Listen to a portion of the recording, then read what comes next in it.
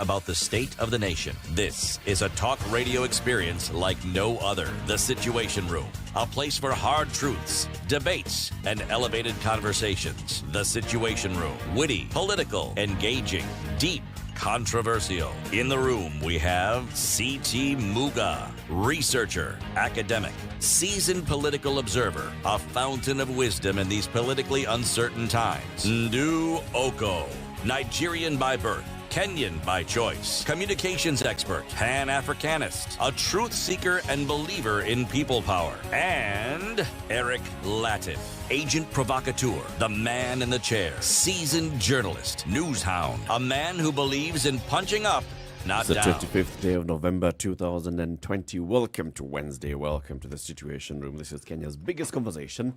We are glad to be here this morning. Aren't you, Ndu? Yes. We are. Yes, we are. Good morning.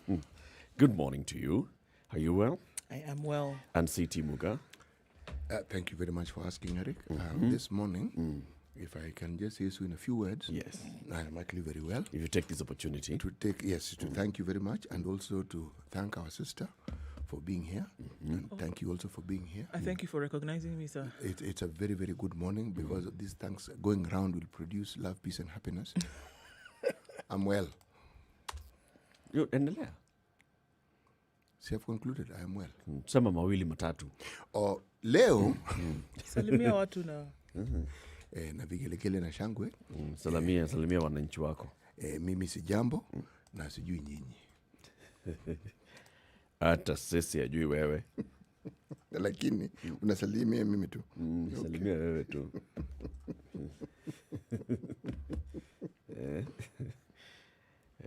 Unajua ule jamaa anaitwa nani? Hamisi yule. Hamisi alikuwa amekaa chini pale. Sasa nitafakari hii tafakari na si hii nani, tafakari ya Eric. Sasa Hamisi alikuwa amekaa chini pale na sahibu wake wapiga gumzo tu. Kutafuna mairungi. Na walikuwa wakinywa nini? Kawatungu? Kawatungu pale. Ama kahosi ambao si tungu. Alafu yule chama yetu ule kutoka Western akakuja. Alikuwa anataka kutembelea nani? Bwana Omari pale. Kina Hamisi wamekaa hapo nje ya nyumba ya Omari. Sasa ndugu yetu akakuja akauliza, habari yenu bwana? Salama sana, tujue wewe. Pia mimi niko mzuri. Nauliza yako, huyu Omari nitampatako? And Hamisi akamwambia, umpe usimpe sasa yes.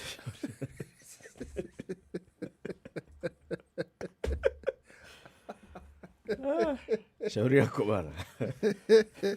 Alituhusu sisi. Haya, welcome to the show. 3 minutes after 6 o'clock. Don't worry, Ndu. okay. You get it, don't you? I'm floating like a cloud. Haya, a lot of conversations to have this morning. So, is the DCI clear on what he's saying? He may not be clear on what he's saying. Is he clear on what he's doing? Okay, that is something that we I believe he is. Okay. So there's a DCI, today is the D-Day for the BBI. And the president and his brother are scheduled to launch the collection of 4 million signatures in reforms push. And there is reports that the Constitution Amendment Bill that was published is somewhat different from the one that was presented by the task force. Although this is not yet clear what the differences are. It will emerge today clearly what the differences are. So, today also is Wednesday and it's the beginning of 16 days of activism. What's that all about? Okay, we celebrated last year, and remember. Yeah, we did celebrate it last year. And why 16 days? Well, I mean, it has its Roots? It has its roots in history for sure. So what it's an international campaign. It takes place every year, and it's to challenge violence against women and girls. It runs every year from the 25th of November, and then culminates on the 10th of December, which is World Human Rights Day. Okay. Has its history in, the early 20th century, when a young woman in Europe basically stood up and made her voice clear about the rape that happened to a number of the violence that happened to a number of girls where she was. And since the world has been celebrating this, and so we're looking at 16 days of commemoration, 16 days of calls to action, 16 days of trying to make sure that the world heeds this message. So if I can just give a little bit of that information. In 1960, there was a brutal assassination of the three Mirabel sisters. They wove their way into history as symbols of the feminist resistance, basically. And brutal murder means that they were raped and then killed. And so now they're in remembrance of such came about the 16 days, where there's well as the call to make sure that women don't continue to go through this. But it's not just stayed on women. Crossed boundaries even to look at violence against children and young boys as well. Yep. Okay. You know what is of interest? You will find that very many personalities will come out. And I think this is the opportunity that they have, because they believe their stories will be able to actually not just highlight, but might help other people. One such person is the British High Commissioner to Kenya, a lady by the name of Jane Marriott. Yes, she has told her story. And let's... Many such stories. Many such stories. Okay.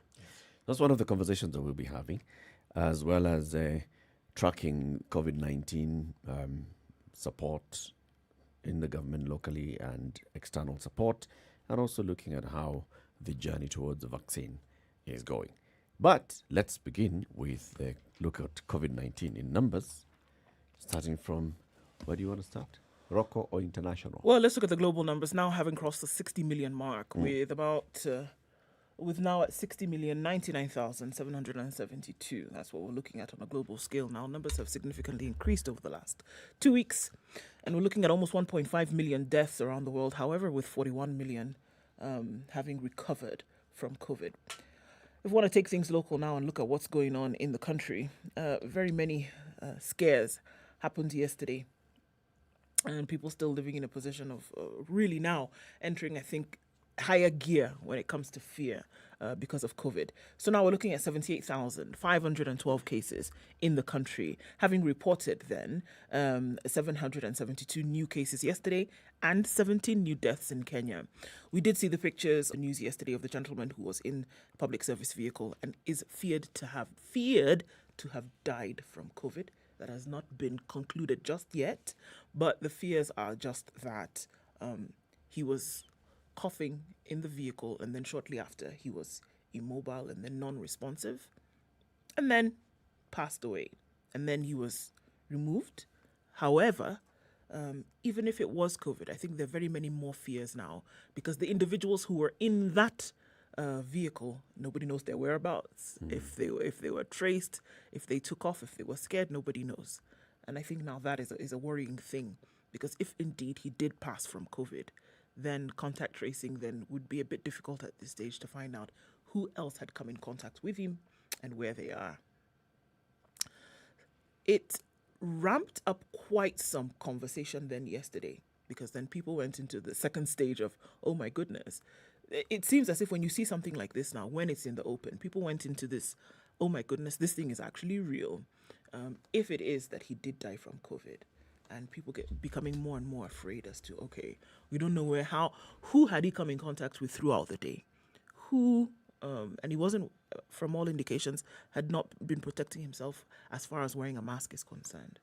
So now, everybody's now seems to have taken a step up and ramped up in this whole protection procedure of, we really need to be careful. If COVID truly is out there, we need to do something about it. Think about it. You think you need to be careful now. Now, this is what I'm saying. And for the last month, you have been just doing exactly what it is you like. Yes. So you think that if you now take the action, which you should, and it is a good thing, that if you were to follow the pattern of your life, if people were in that vehicle and they were COVID-19 positive, the likelihood, and this is an enclosed space, public transport tends to be, and given the stuffing that has been going on, the likelihood of you having contracted the virus is extremely high. Yes. You will then fall into the category of the many people who are asymptomatic. And the assumption is that we're still going on assumptions that it is actually COVID that this gentleman passed from, right?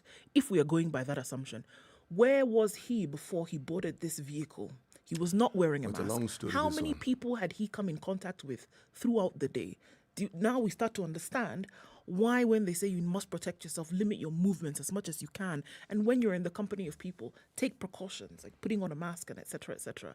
We don't know how many people he'd come in contact with through the morning until that point in the day when he. But the reaction tells me that much as people keep asking questions, do you know someone who has, do you this, do you the don't other? need to. No. Yeah. Those, they simply, it's a defensive mechanism that they use, but they believe. Because even if this person died of other reasons, the fact that it's automatically attributed to COVID tells you that COVID is on our mind. Absolutely. Yes. Not Georgia. It COVID. It wasn't something else that people said maybe he had an asthma attack or maybe he had pneumonia. No, heart attack. Nobody No. said that. Yeah. Nobody COVID. said heart attack. Everybody said this is COVID because he was coughing and then passed out. So it's on the mind, but then now when brought closer home, it then will instill some jitters. You see, if you want to understand the measure of how long that effect will be on people, it's momentarily. They will respond to it with alarm, then a day, not 10 days, give it a day. Factory setting. It will be. They'll talk about it. You see, we'll maybe talk about it later, but you're talking about getting signatures. They will get those signatures. People, if you look at the priority, not through any stringent research process, just by using the one method that is as old as time in data collection, it's called observation. Just observe what we're discussing. People in matatus. No one pushed you, you entered. You knew there was COVID. You're now alarmed because you think this person may have died from COVID.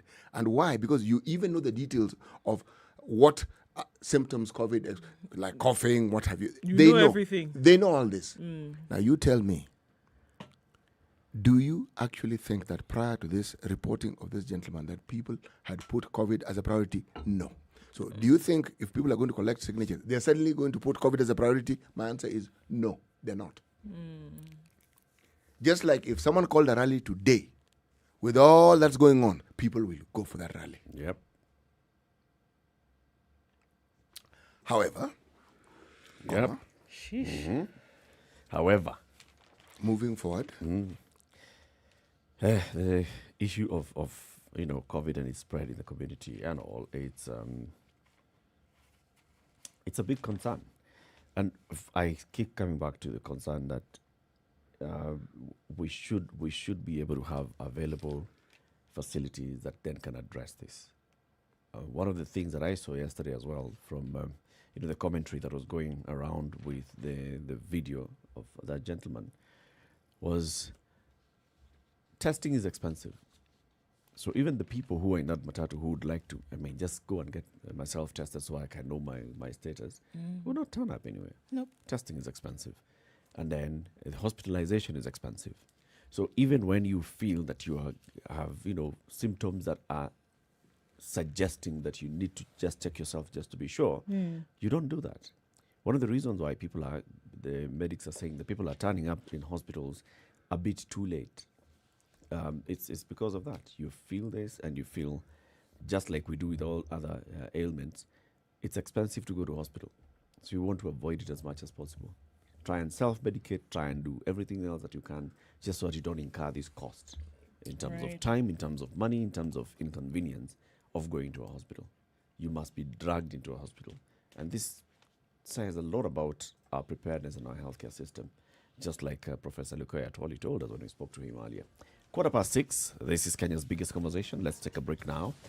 The live stream is up, Spice FM KE on YouTube and Facebook and Twitter, as well as www.spicefm.co.ke. Let's see who's online so far, and we will say hello to you. Good morning. This is the Situation Room, the only way to start your day. Spice up your life. It has been a tough year for your business, hasn't it? But you hung in there. You pressed on. You persevered. And now it's time to rise up. It's time to get ready to get selling. And Google is here to help you rise up. Get free training and tools to help your businesses adapt and grow online. Visit g.co/Grow Africa to start now.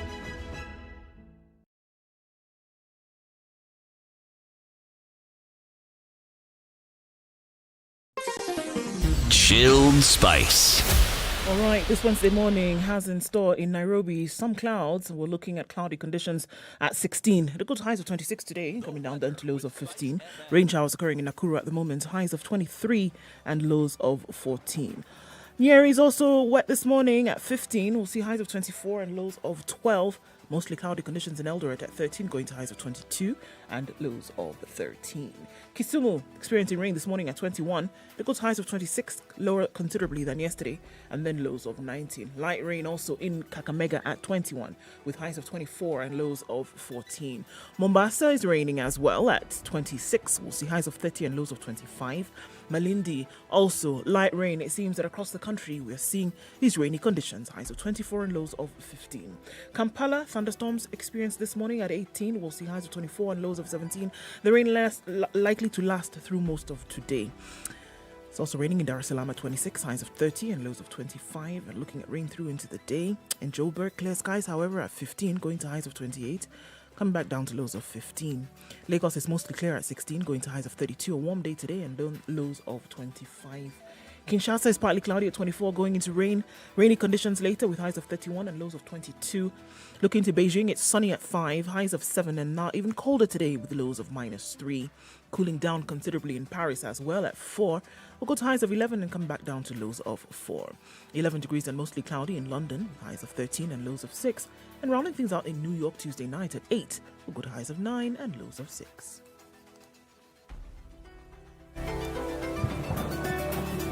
Spice FM. Spice up your life. Mature, intelligent talk every morning. Spice up yourself.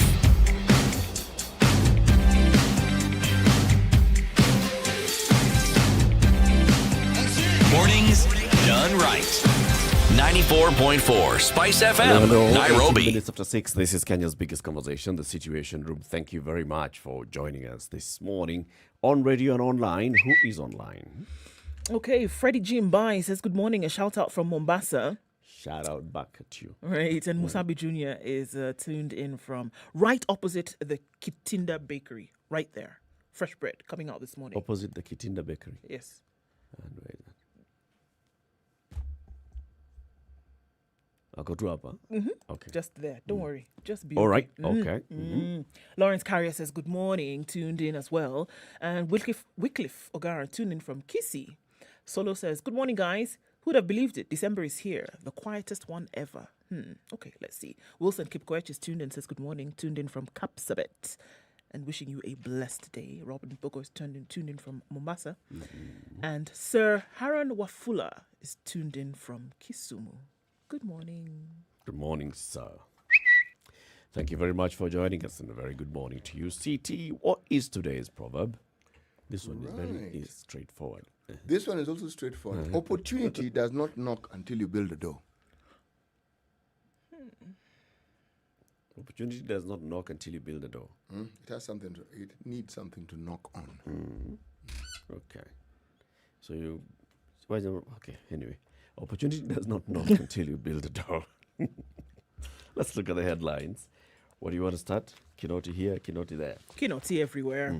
So Kinoti apparently has caved in, according to the front page of The Standard.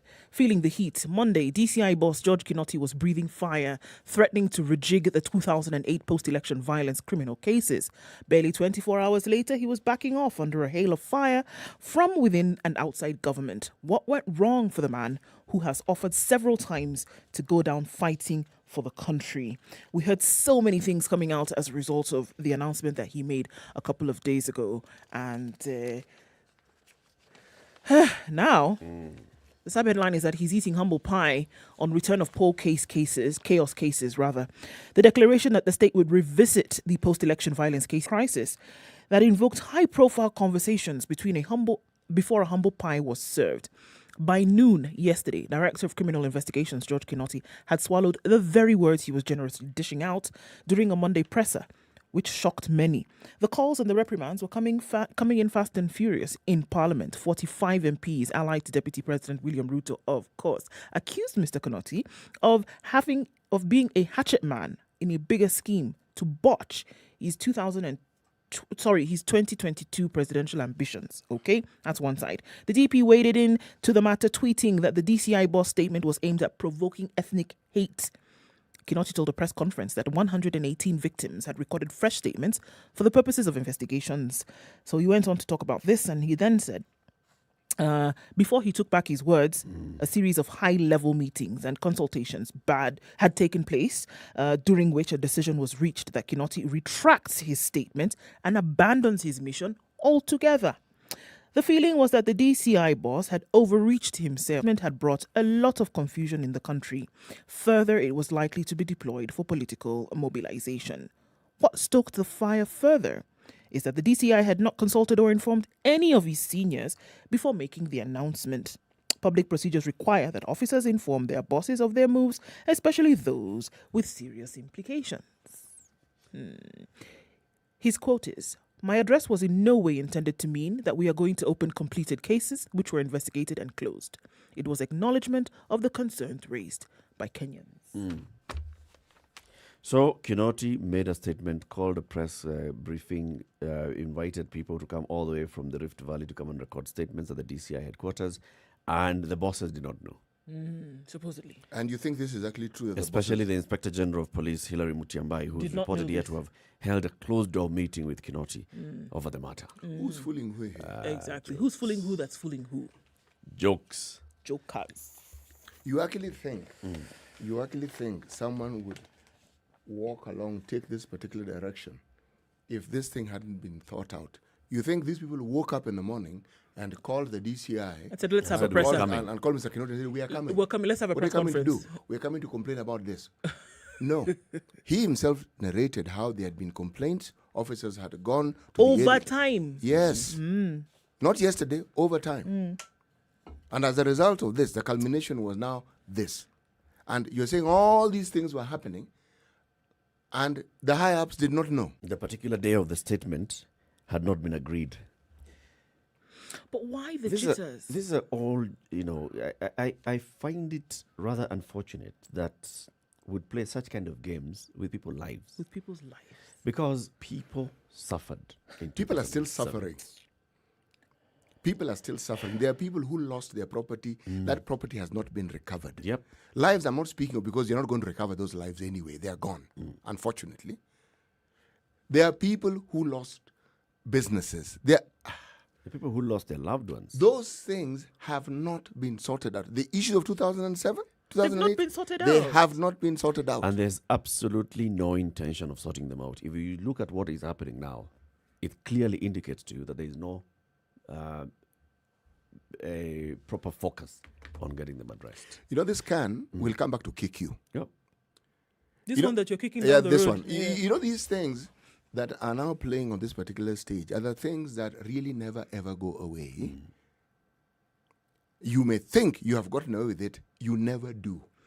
Let me tell you, somebody will say you're waxing lyrical or trying to be so moral about things, but the truth of the matter is, just like you're saying, people died. People are existing today with daily reminders of what happened at that time in the form of children that they had as a result of rape, in form of lives that they've never been able to pick up, people who are orphaned because of parents who were killed. That's not something you want to joke around with. It's not something that you want to dangle like cheese in front of a mouse and say, okay, we'll give it to you, then we know. No, it will have its consequences. These things will come back. It may be 10 days, it may be 10 months, it may be 10 years, but it will come back. It is not something you can ignore, and it is not something that you can play this cat and mouse game with. It's too dangerous and too sensitive of a matter to be able to just toss it about and say like it doesn't really matter, and then politicize it in the manner in which it's being politicized. Not that that is happening. When you want to play chess with people's lives, it is wrong. 2007 was a horrible culmination of what had been taking place and what was dubbed in those times tribal clashes. Yep. And it said communities were disagreeing. No such thing. Half one group of people who are being attacked. So where's the disagreement? And the narrative was... And how is the connection then between that disagreement Yes. and an election? Exactly. You see, every time we had tribal clashes, an election cycle was upon us. Yep. Every time. How?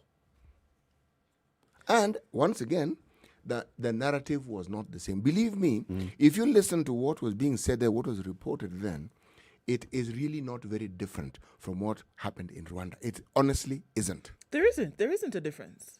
There isn't. Profiling people, giving them nicknames, Yep. and methodically going about not just displacing them, but even trying to kill them. Now, the people say it was spontaneous. They, again, no such thing. It wasn't spontaneous. The 2007 post-election violence did not start on the 30th of December 2007. No, it didn't. Kuresoi issues had started much earlier.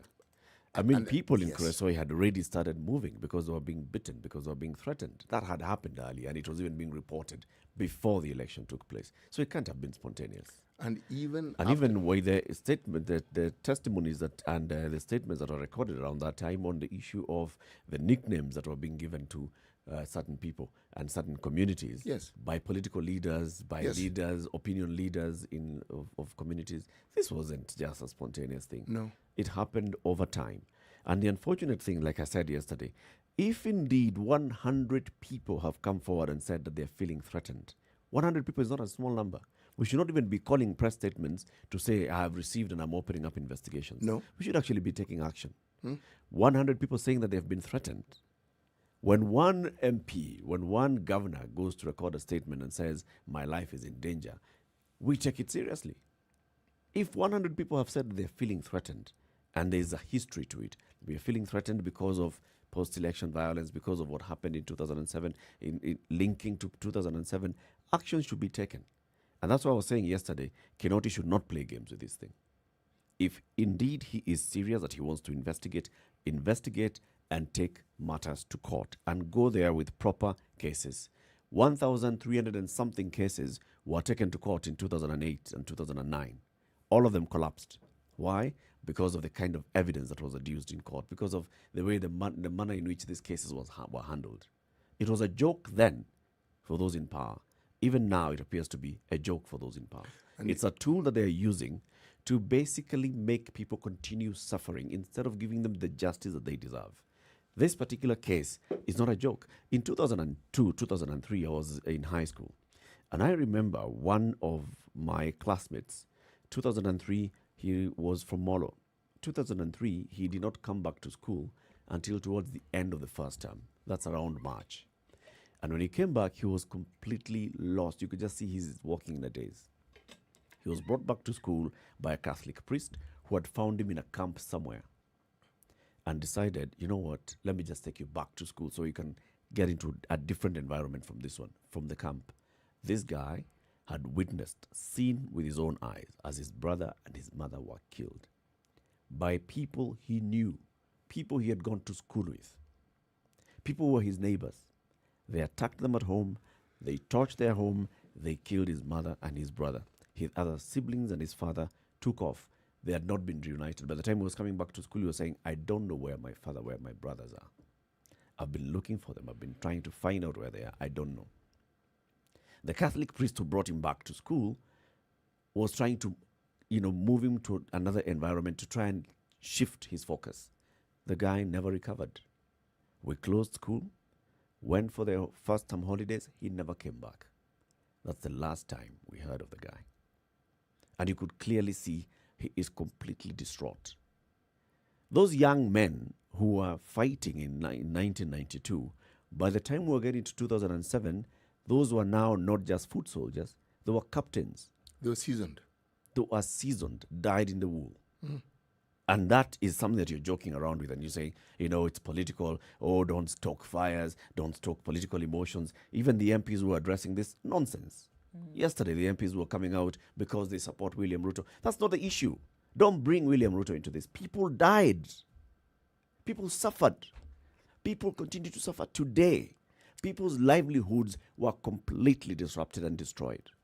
There's something they don't seem to understand, and if they do, they're still playing these silly games that they like playing, is that the effects of that sort of trauma doesn't end in a day. It doesn't. You carry it with you for the rest of your life. And even long after 2007, the threats we speak of have always been reported. Yeah. Long after. We're talking about not 2008, no, we're talking about 2015, 16, 17, 13. The issue of threats against one particular community have never actually ceased. And there's nothing veiled about it. It is direct. It is get out. And if you think this is just something that is being made up by the media, take your time and go and talk to people who live in those areas and find out exactly what happens. And they will tell you. This is not something to take Those people lightly. deserve justice. And This is not something to take don't lightly at all. politicize it. Kinoti, don't issue a statement, retract a statement if you're not ready to deal with this. 6:30, let's take a break, see what's happening on the roads, and then we'll look at other headlines. This is Kenya's biggest conversation, The Situation Room. This is The Situation Room, the only way to start your day. Spice up your life. Spice FM, Malindi.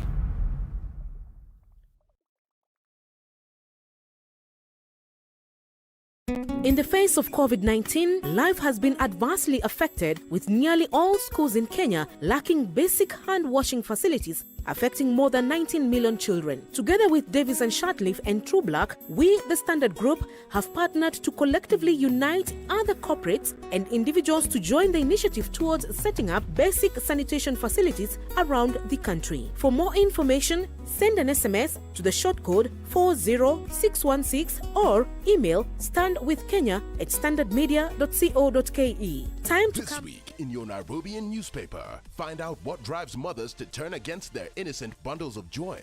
Men supporting FGM but seek uncut for Mpango and second wives. Preacher Natasha blasted for showing off in Nigeria. Panty thief denies charge despite being caught on camera.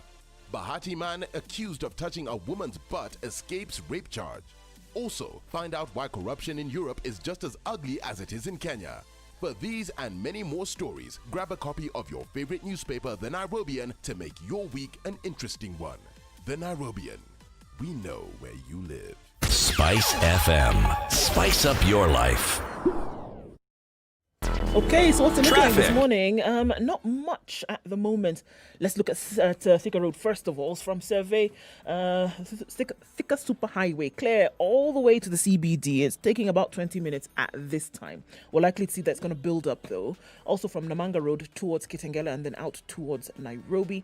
It's not looking too bad either. Moving along, we're going to get it packed in a while. About 30 minutes or so, it's not going to be the same, right? So it's moving along well at this point. We've not gotten to a bumper-to-bumper situation just yet. Now might be a good time to leave. But then by 7, we are sure that it's going to be piled up. All right. So let's look again at Thika Road, where an accident at Allsops involving a bus and another vehicle is holding traffic down just a little bit. Thika Road is long, so you might get out and then be fine and then get stuck somewhere else. Okay? So let's look at what it looks like. For now, it doesn't look too bad in any direction, from the bypasses, service lanes on the highways, and other options that you can use. Take a look in a short while. Tell us also what you see, just in case. Spice FMKE on Twitter or text on 40127.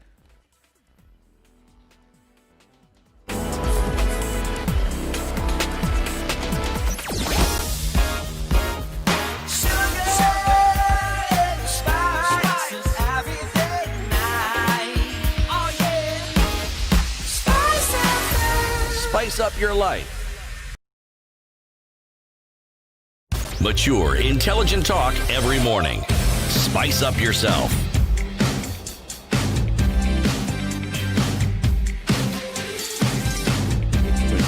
to 7. Keep it right here because we're going to have a conversation on this 2007-2008 post-election violence, the justice, the quest for justice by the victims of this, and those that have survived atrocities during that.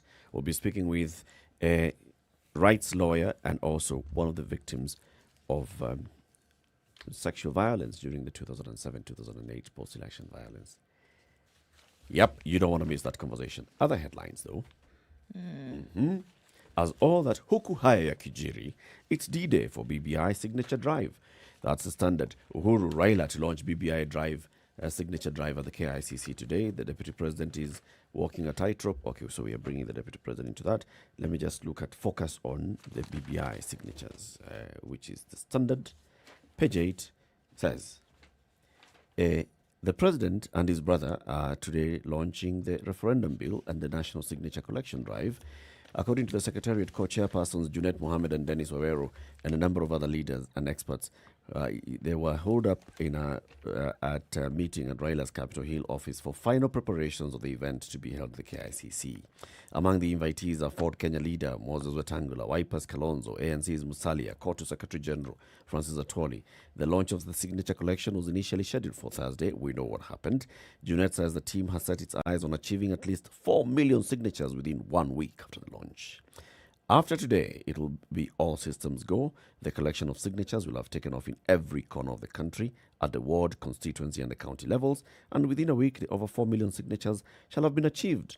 We saw also the IEBC had written back to the Secretariat and told them, okay, so you asked us to give you guidelines on how we'd like the signatures to be recorded. They give them the guidelines. You will be asked for your name, your polling center, your ward, your constituency, your county, your ID number, and in some cases, they're also asking for, what else? Well, your signature or thumbprint is also required in this. So, it's all systems go. Hii mambo ingine yenu yote ni yenu. You deal with it. We are going on. And within 1 week, we shall have 4 million signatures. You can imagine that there's a lot of resources being dedicated to this. Yes. So we're talking about a couple of 100 million shillings that's going to go into just this 1 month collection of 4 million signatures drive. If we just combine the entire totality of what we have spent on the BBI process, from the very beginning, the task force going around the country, coming back, bombers, report 1, then the rallies and so-called validation, which was never validation anyway. Those were also, some money was spent there. Coming back. Acclamation rallies. Yes. Coming back again, Kisii, bombers, launch. And now this go around and then the referendum, which IBC has said, thereabouts 14 billion shillings. We're talking about close to 30 or more billion shillings going into this process. Meanwhile, Justify that. And when you do that, I will append my signature. Are you saying that the justification that has been given so far is inadequate? Yeah. which one has been given? There's no justification that has been given.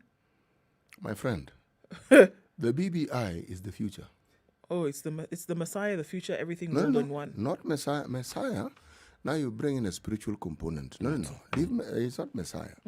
It is the future. But it's been spiritualized all this time. Canaan crossing, Mount, whatever, Nebo, all of those things. It's been spiritualized all this time, hasn't it? Well, that narrative sounds good to the ear. Essentially, if you actually understand the reference, that you are being moved from a place of enormous and great suffering to one where there'll be, if I may use the same book that they were quoting, the land of milk. What if you actually prefer ribs? Anyway, the point is, something better is afoot. It's afoot, eh? That has been the narrative. My argument, or rather my point of query is this. Some of the statements that have been attributed to the Right Honorable Raila Odinga, some of the things that have been said, surely even if this particular document and the thinking behind it is supposed to usher in a new era, the manner in which the responses have been forthcoming, especially the response that we spoke of yesterday, it's it presents a scenario of someone or people who have decided, look, we really don't care what you think. That's what comes out. Because that same message, and that's why I said, I would like someone to explain to me further what the logic behind that particular utterance is. Because the same message could have been sent, the same message could have been uttered, different, same message. Same message. But it could have had a background to it, an explanation to it. Because the quarrel that seems to arise from everybody is that, look, one, we are not involved. We would like to have given feedback, and we would like our feedback to have been considered. It is not an unreasonable request. Having interrogated the document, fine. I don't hear utterances of, previously there was this thing is bad, throw it away. That changed. Even people who are associated with a strong anti-BBI move were not talking about throwing it away. They were talking about amend it, listen to talks. So then there are those who argue, but you know something? If you keep amending this thing, it'll never come to an end. It'll never come You'll out. just keep amending. At some point, you have to move forward. Use it as it is. Fine. It has served a useful purpose. It has brought about a debate. People have listened to contents about the BBI that would never have been heard of if these issues were not brought out and if people did not voice what they thought should have been included. It's a good thing. But now that we're where we are, and having said what I've said, it's clear it's going to go on. And it's also clear that the 4 million signatures They'll get them. will be gotten.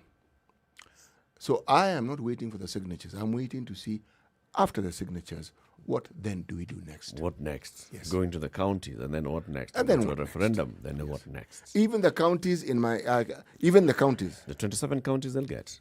that is not a problem. They will get. They'll get. They will get. All this against the backdrop of the fact that Kenya is in debt. COVID tax goodies to go as the attorney battles to pay debt.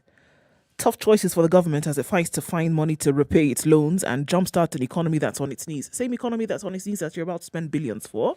Okay. Kenya is broke. The country is under pressure to repay billions of shillings within the next 7 months. The shilling is weakening, counties are making demands for money, and foreign exchange reserves are at a 6-month low. This comes at the heels of an economy devastated by COVID-19, dampening the avenues available to the government to raise money. As a result, the Treasury has been forced to tap into the highest amount it has ever borrowed through overdraft facilities from the Central Bank of Kenya, as well as look to multinational donors for a way out. Fearing the worst, the country has approached the International Monetary Fund and the World Bank for a 400 billion shilling loan and expects to spend part of the money to repay some of its loans to foreign creditors. So part of the money that's being borrowed is to pay back loans, right? Already, the IMF has flagged the country as being at high risk of defaulting, given the adverse effects of the pandemic in the economy. According to William Jackson, the chief emerging economist at Capital Economics, a London-based economic research consultancy, Zambia became the first African government to default during the current crisis, and debt risks are high in several other frontier markets, including Ghana and Kenya. However, a debt sustainability analysis done jointly by the World Bank and IMF in May found that although Kenya's debt position was sustainable, with the country not facing repayment difficulties, the risk of debt distress, default, had increased to high due to the pandemic, which weakened export earnings and economic growth. So, if we're looking at how money has been spent in the last 4 months, 296.7 billion shillings have been wages and admin costs in government, right? Overheads. Debt payment has been just under that amount of 246.3 billion shillings. In 4 months, huh? In 4 months. Okay. Development spending, 91.9 billion. 78.4 billion has gone to the counties. 29.5 billion has gone to pensions. And the balance in accounts as we speak is 41 billion. 783.8 billion is the total revenue collected between July and October. 1 trillion is the amount the government plans to borrow in the year June 2021, and 2.8 trillion is the amount the country plans to spend in the year to June 2021. Since we're talking about spending, Let's talk about spending and debt relief. Here's an expenditure that awaits those in formal employment. The headline in Business Daily is Workers Face Pay Cuts for New Unemployment Fund. Salaried employees in the formal sector face deductions from their pay slips towards a planned special fund by Treasury, which is aimed at cushioning workers involuntarily squeezed out of employment. Okay, continue. Just go on. Yeah, I think we need paragraph 2 and 3. Yes, I wanted you to just absorb that. It sank, okay. But it's just 1% that they're going to ask. Okay. Just 1%. And this fund, as according to the government, will be managed by the department, by the Social Protection Department under the Labour Ministry. Now, this idea mirrors that of South Africa. South Africa has had this fund for the longest time, and it is this fund that they have been using to cushion their workers during these difficult COVID times. Now, I know you're going to ask, but surely. So before COVID, what was the fund doing in South Africa? Now that we're using South Africa as an example. They were just accumulating it. Now, you see, I read this and I asked myself, we have NSSF. Oh, that one is for pension. That's for pension. I understand. They have difficulties paying out money to people who require their pension. Okay, now we want to set up a new fund. Okay, this against the backdrop of 1.7 million people who say, we are told, lost their job in 3 months this year. Imagine. Okay, 1.72 million. Okay, now, the idea is good if you think about it. This is not an idea that I am sure is being touted now. I am certain that this is an idea that was brought to the attention of the government a long, long time ago. But they're thinking of implementing it now. I fear, though, that with the government reputation for utilizing funds that are intended for one purpose for another, this one may go the same route. Because, you know, when you talk about, the way you're saying, those funds, there's a sports fund. yes, Yeah? yes, there is a sports fund. And other things. The sports fund, when sports went into distress, there was no money in the fund because that money had been taken to finance something else. Now you're talking about this 1% that is going to be deducted in salaried people's Yes, incomes yes. to it go will into be. this fund, and so that it's like an employment insurance scheme. Yes, it is. That's what it's supposed to be. What are you saying? 1% or 8%? 1% of the pay. And then it will be matched by the employer. 1. According to this report, 1%. Why? Okay. I've seen other reports somewhere where they were talking about 8%. Up to 8% of the money that you earn is deducted to go into this particular fund, so that it cushions people who are unemployed. Yes, but they also say It's not to cushion you when you get unemployed. No. It's to cushion the majority of the people. So Yes. those that are employed, who are informal employment, who are a significant minority, then contribute to this tax, which then I don't get it. But also, remember, they also say that if there's no pandemic and we don't have a situation where you're out of work, They'll give you back your money. yeah, it forms part of your retirement package. Let me just read a commentary that was actually done by economist Kwame Owino. He's the executive director of the Institute for Economic Affairs. Without mincing words, I have to say that this is an idiotic idea. First, the share of formal sector employees in Kenya has been shrinking. Nobody needs to see what this added tax will add to that dynamic. And for the bright consultants who are hired and paid to draw in this plan, how does an added tax on a shrinking share of the population count as an economic recovery strategy? It's disturbing because it shows that Kenya has a public sector that doesn't see any policy solution, that doesn't require creating a fund and increasing the burden of direct taxation. This new insurance fund is uncannily similar to that housing fund that was proposed 2 years ago and which was abandoned when it became obvious that many were opposing the robots, that it would shrink the formal employment market even further. In short, according to Kwame Owino, this Jubilee administration, whether you call it Jubilee A or Jubilee B or Jubilee combined, is just a total economic disaster. Page 33 of the Standard. Now that we are still on that, the party is over as tax breaks to end soon. The Treasury CS Ukur Yatani says they need to bridge the revenue gap has informed move to end COVID relief measures. This he says, you see those the value-added tax that was brought from 16 to 14%, the pay-as-you-earn, that was, for example, those who earn less than 24% or 24% and below was completely waived, and those above that got a 5% reprieve. All those are coming back. He says, we are now in the process of reversing some of these interventions. It's clear that we are going to have significant revenue shortfalls, which is going to place pressure on expenditure. He was speaking during a virtual Bloomberg Invest Africa event. Okay.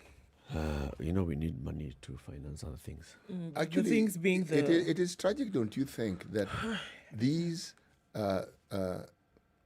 soft landing spots are now disappearing at a time when they needed most? Because COVID is on a rampage. So what it actually means is that more and more people will require assistance than they even needed before, because apart from just ensuring that someone is fed, people need to be cared for. So you remove some of these cushionings, so you're exposing people even more and more. So the very thing you're trying to avoid, for instance, you remove the cushions. What's going to happen? We hear the higher default rates. They'll shoot up. You hear everything that you seem to think that was going bad because of COVID will get worse, not better. Just gets worse. Yes. My goodness. Right. Tutaishi tu. Okay. So, in the midst of all of this, 36 teachers have died of COVID-19, according to new data. Kupet says most of the casualties are teachers with pre-existing conditions and calls on the TSC to protect them. So, data from the Teachers Medical Insurance Scheme reveals that at least one death has been recorded every month since June.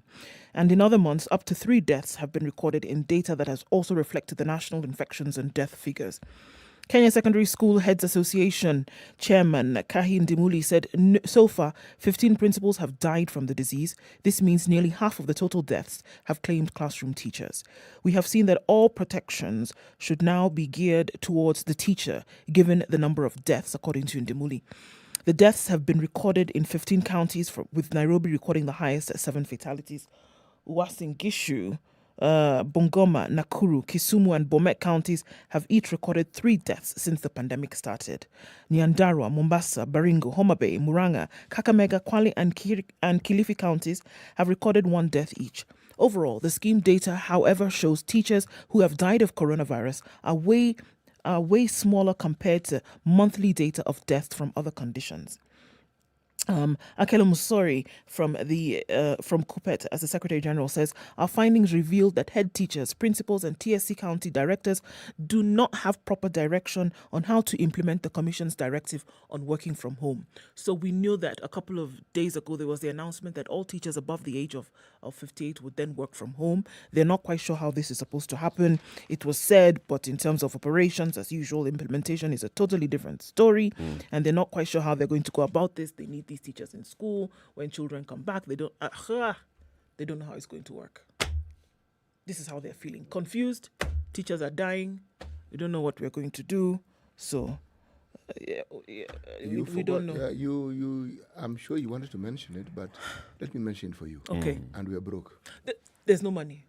And on the other side, KNUT said they will not go back to school unless, their demands are met. So doctors yesterday came with an update on what has been happening since they issued the 21-day strike notice. Remember, doctors are saying that they could go on strike on the 7th of December if their conditions are not met.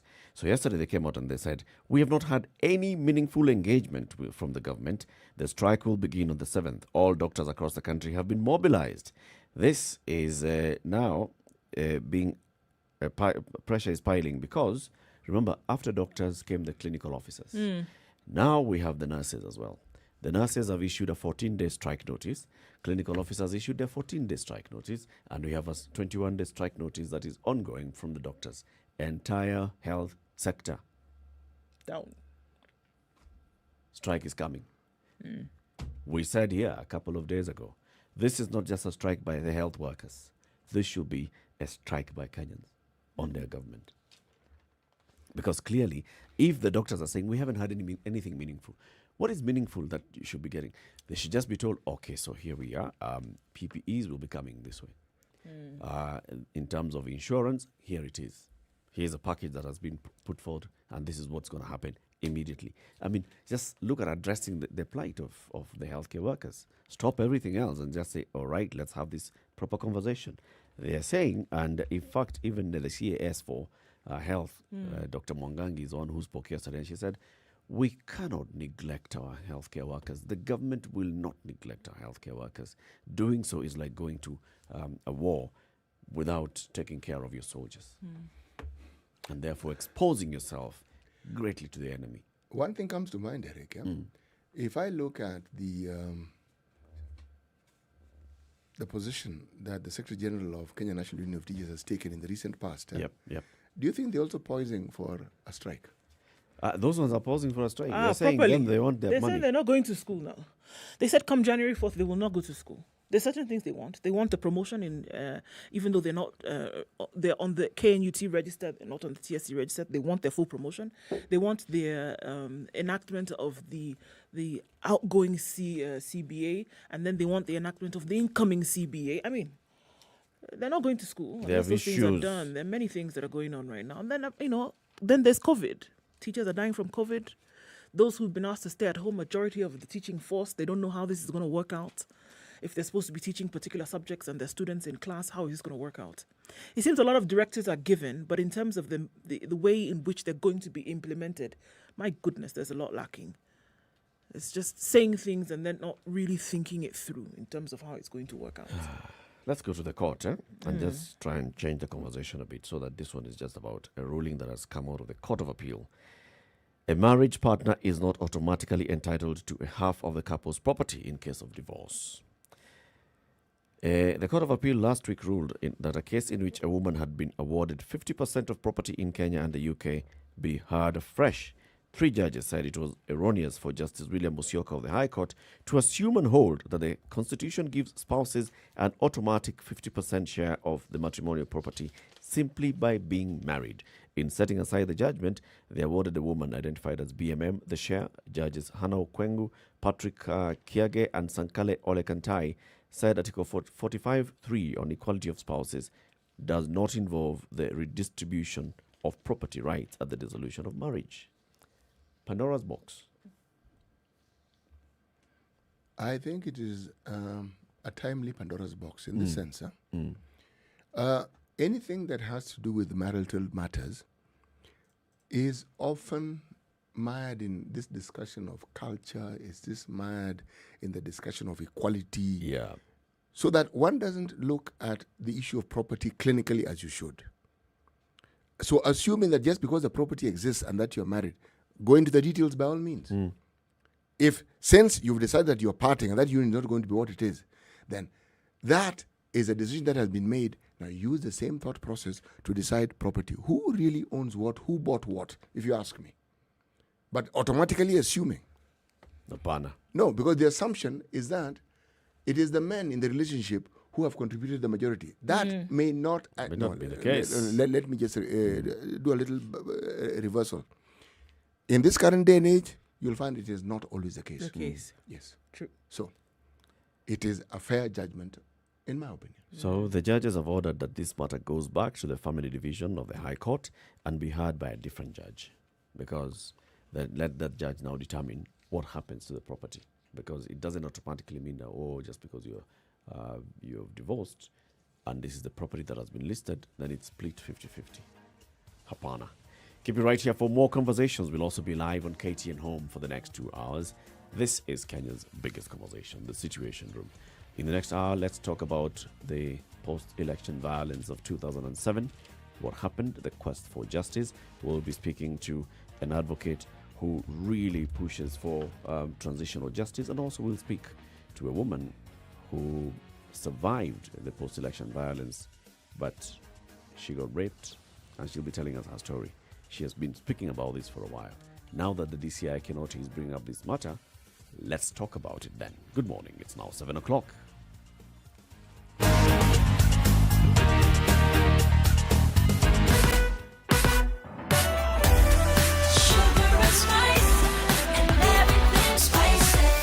Spice up your life. Spice FM. Nakuru. Yeah, we expected it. Clog up on Traffic. Mombasa Road is already happening this morning. Moving along very slowly all the way from the SGR and then trying to make your way out. Now, if you have no fog lights, please don't get onto Mombasa Road this morning because it's very low in certain parts and it's affecting visibility. And then this is slowing down traffic quite considerably. So you need your fog lights up to be able to see where you're going. Yeah.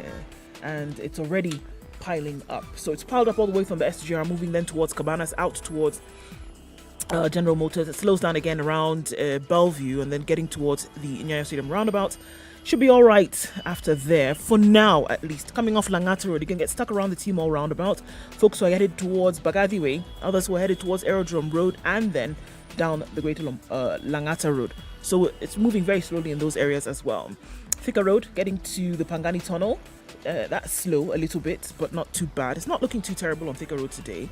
Adding to that in a bit, we'll see how that changes. Okay, the eastern and southern bypass is looking good, guys. That you can use that as an option. Coming out of Westerns, where again the visibility is very, very poor this morning. Please be very careful. The roads are slippery in some parts as well. The Red Hill bypass, however, in that area is up for use.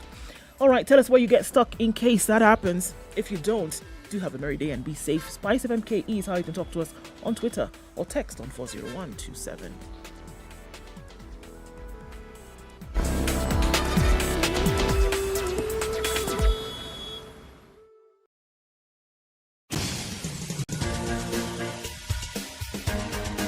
This is The Situation Room, the home of hard-hitting political commentary and penetrating insights about the state of the nation. This is a talk radio experience like no other. The Situation Room, a place for hard truths, debates, and elevated conversations. The Situation Room, witty, political, engaging, deep, controversial. In the room, we have C.T. Muga, researcher, academic, seasoned political observer, a fountain of wisdom in these politically uncertain times. Ndu Oko, Nigerian by birth, Kenyan by choice, communications expert, Pan-Africanist, a truth seeker and believer in people power, and Eric Latif, agent provocateur, the man in the chair, seasoned journalist, news hound, a man who believes in punching up, not down. 2.5 minutes after 7 o'clock. This is Kenya's biggest conversation, The Situation Room.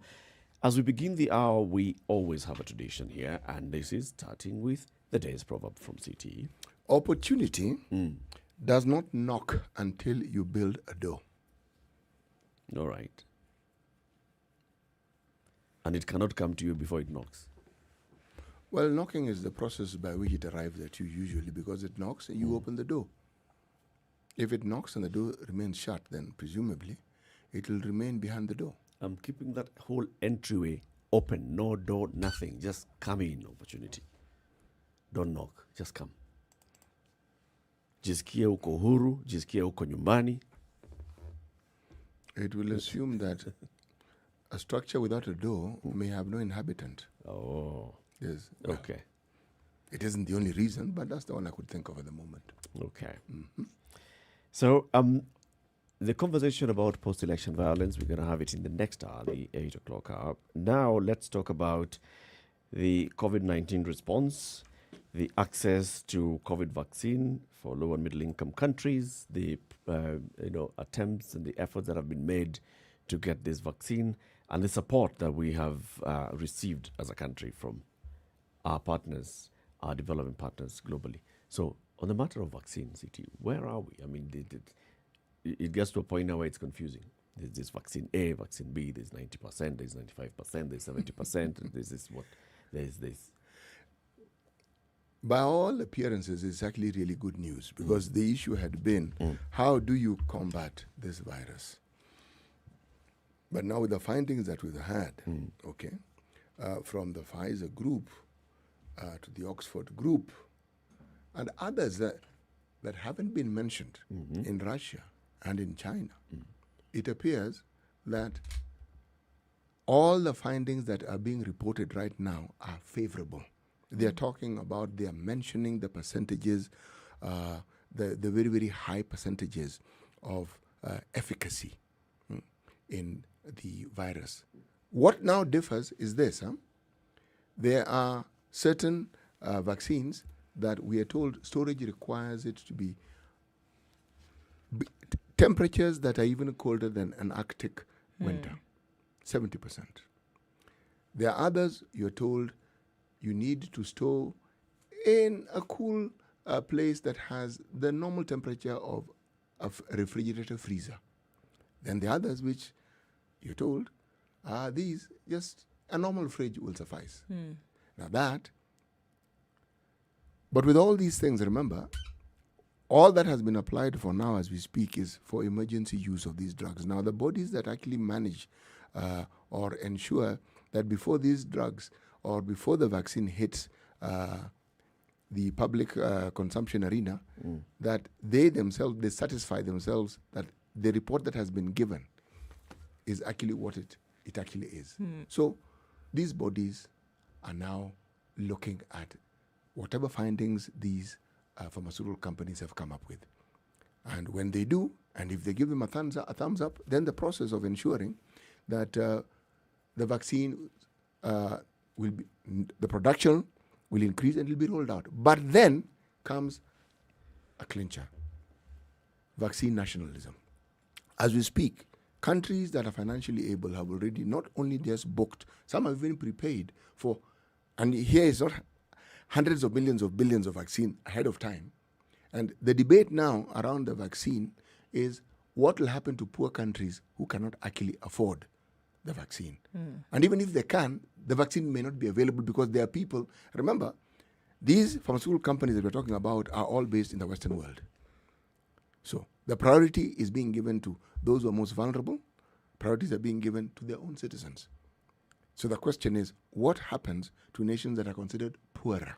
Now, these are the debates, these are the discussions that are currently taking place. Now, the vaccine that has been produced by the Oxford collaboration even claimed that theirs, if I may use a Kenyan terminology, it is a mwananchi vaccine. Yes, it's easy to store, and it'll cost less. What is easy to store, though? Easy to store is the temperature. The Oxford vaccine can be stored in a fridge, cool place fridge. Okay. So any health facility in the country that Yes, at least, yes, yes. has this Yes. storage facilities, because they have fridges for storage They of do have. vaccines and other Yes. medicine. Yes. So it'll be able, you can store it anywhere in the So long as you have a fridge, you can actually store it. Okay. All you need is a fridge, and you can store it. Okay. All right? Why don't I just give you the details, okay? The Oxford Zeneca one, this one is where they say a normal fridge, okay? The Pfizer, Moderna, minus 70 degrees. Though Moderna have their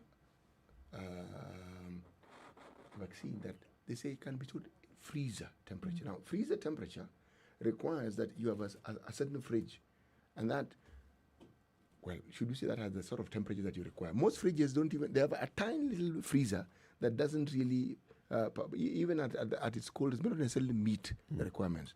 When you talk about normal fridge, you're communicating to a large scale, a large number of people who can actually afford and are able to do this. That's the message you're sending across. That's why I called it the mwananchi vaccine. Okay. Yes. So let's have a conversation with regards to the European Union and the kind of support that we've received as a country in this fight against COVID-19. Remember, earlier, a couple of months back, we spoke with the EU ambassador to Kenya. This is Simon Modio, and he was telling us what the EU is doing in terms of budgetary support to the country, in terms of even supporting some projects, and the projects that are across the country, looking at how to improve access, water access to communities. And that was very important because COVID, water, sanitation, important. And that's what they spoke about. So we're going straight into communities and working with communities on how to improve their access to water and sanitation, better water and sanitation, looking at how else we can even work with the government on, making this better. Also, there's money that has, of course, been dedicated to this. So there have been very many areas in which the European Union and the partners in this fight have come to the assistance of Kenya on this particular matter. So let's bring in the EU ambassador to Kenya, Simon Modio, and we'll also be speaking to Catherine Collin. She is the regional representative for the European Investment Bank. Let's start with the EU ambassador. Good morning, Simon. Good morning. I'm delighted to be with you again. We're glad to have you. Welcome to the Situation Room. Thank you. Since the last time we spoke, I mean, it was right time. It was at the height of trying to address the impact of COVID-19, trying to understand what COVID-19 is doing to the communities around the world, and trying to understand what it is that we, as people in Kenya, can do, and the kind of support that the European Union was offering. And you told us about, just like I've mentioned, the water and sanitation projects that you had around the country. Just a recap. What is it that you've done so far on that front? It's been a busy period. Together with the member states and the European Investment Bank, we mobilised a package of something around 40 billion Kenyan shilling, actually trying quite a few innovative things. One example, we've been doing direct cash transfers via M-Pesa into the informal settlements around Nairobi, with some 20,000 households, 80,000 people benefiting from support varying between 5,000 Kenyan shillings and 8,000 Kenyan shillings a month, all done in full coordination with the Ministry of Labour. We've also tried to make a real difference on the front line with the provision of personal protection equipment and other materials. Give you an example, I was at the regional hospital in Kisumu a week ago, and there, working with the Kenyan Red Cross, we had put up a screening facility which had allowed 200,000 people to be screened, both for COVID, but also for other diseases. We'd also been working with the doctors to make sure they were properly equipped and were able to benefit from psychosocial counselling. Also on the water side, we've been doing some work to make sure that there's sanitation facilities available.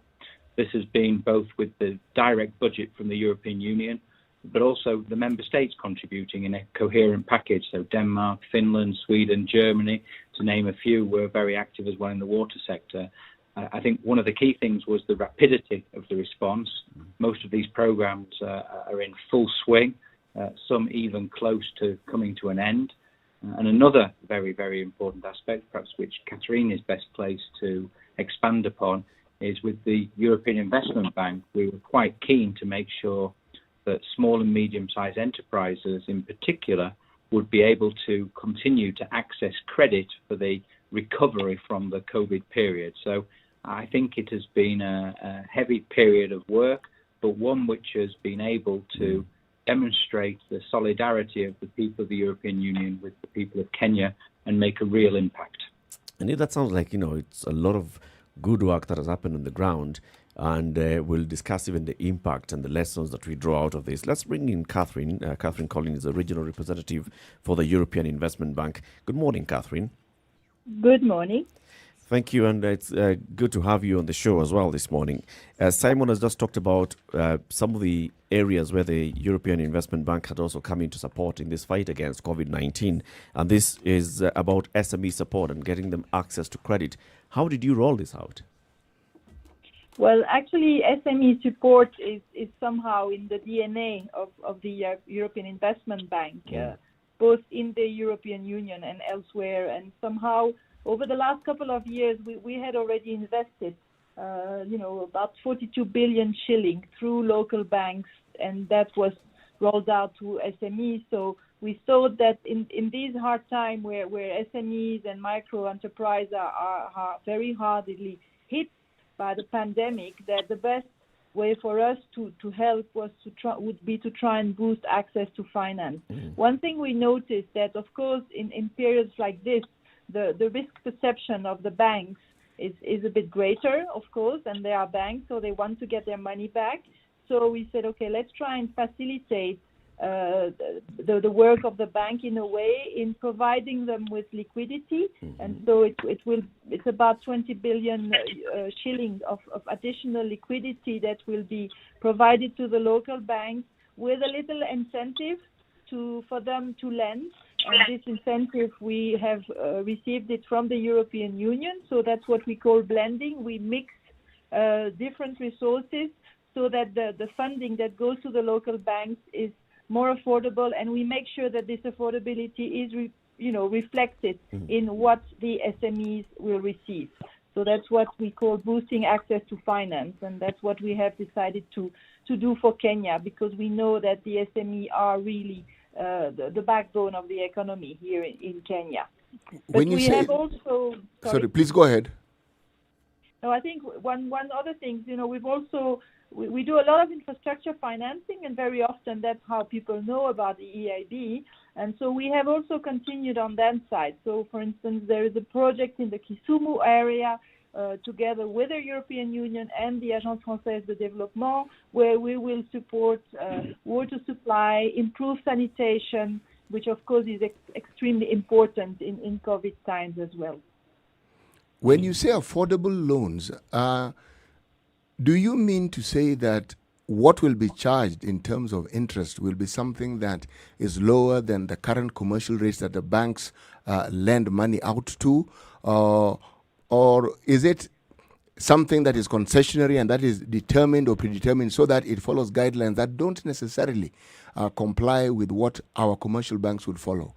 What is affordable?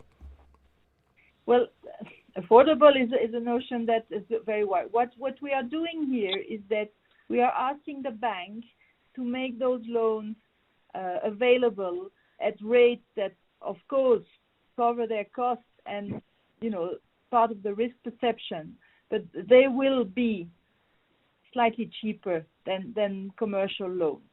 I mean, the role, what is important is that also these monies will be made available with longer tenor. So you see the advantage in funding first, because in these times it's not so obvious that they would get funding, get it at longer periods of time, and also for working capital, for instance, which is also very important in these times, and then get it at a rate. I can't tell you a rate because, it will depend from one bank to the other, but we will have a system whereby we ensure that the rate given or charged to the final beneficiary is in line with what we have agreed with the bank in terms of affordability. You have preempted my next question, because I was actually going to ask you, what is this rate? Because yes, so well done. I will now ask it in a roundabout way. Since it is something that is affordable and it is clear that it's meant for SMEs, do you have the numbers of SMEs that have been able to? No, not yet. Actually, I think it's a bit early still to give you this type of information. When we measure the impact or the outcome of a facility, we always wait to have a little bit of time behind to just make the observation. So I think I'm afraid I can't give you this answer. How old is this operation? Well, it's been done this year. We have one there's one part of the operation that is targeting essentially the agriculture sector. That was also done together with the European Union. And the other one, we are in the final stage of putting them in place. So yes, it will help the SMEs through the recovery phase as well. I think that's also equally very important, because we are not out of the bush yet, as we say in my own language. And which language is this, if I may ask? French. So you differ from your cousins across the English Channel, and who would say out of the woods, is it? Yeah, exactly. But I'm Belgian, actually, so that's maybe why there's a little nuance. Okay. Catherine, if I may ask you, Catherine, so the support that you've given to the SMEs, do you have any success stories that you can say through the support that was offered by the EIB? There's a couple of SMEs that would have gone under, that were likely to have even folded, but then they were able to access this credit. They were able to access affordable credit. They have maintained their workforce, and they have also been able to continue operating. I can't give you a name yet. Unfortunately, I would love to be able to do that. Unfortunately, I can't. But this is something, if we meet again in a couple of months' time, then yep. I'm sure I will be able to give you a very long list, actually, of names. Once we've gone through the exercise of talking to our banks and seeing with them, okay, give us some example and some good stories. There will be good stories. I am convinced about this. Simon, I'd like to ask a question. When you talked about this lovely and wonderful help that you're providing for people who are in need, I'd like to ask, what is the selection criteria? How was it determined that these individuals were receiving the assistance were the ones who qualified? You're talking now about, I presume, the M-Pesa cash transfer assistance. Yes. Correct? I am talking about monies in whatever form they were transferred, that the European Union has made available to those who are in need. Yes, the cash transfer specifically. Yes. Exactly.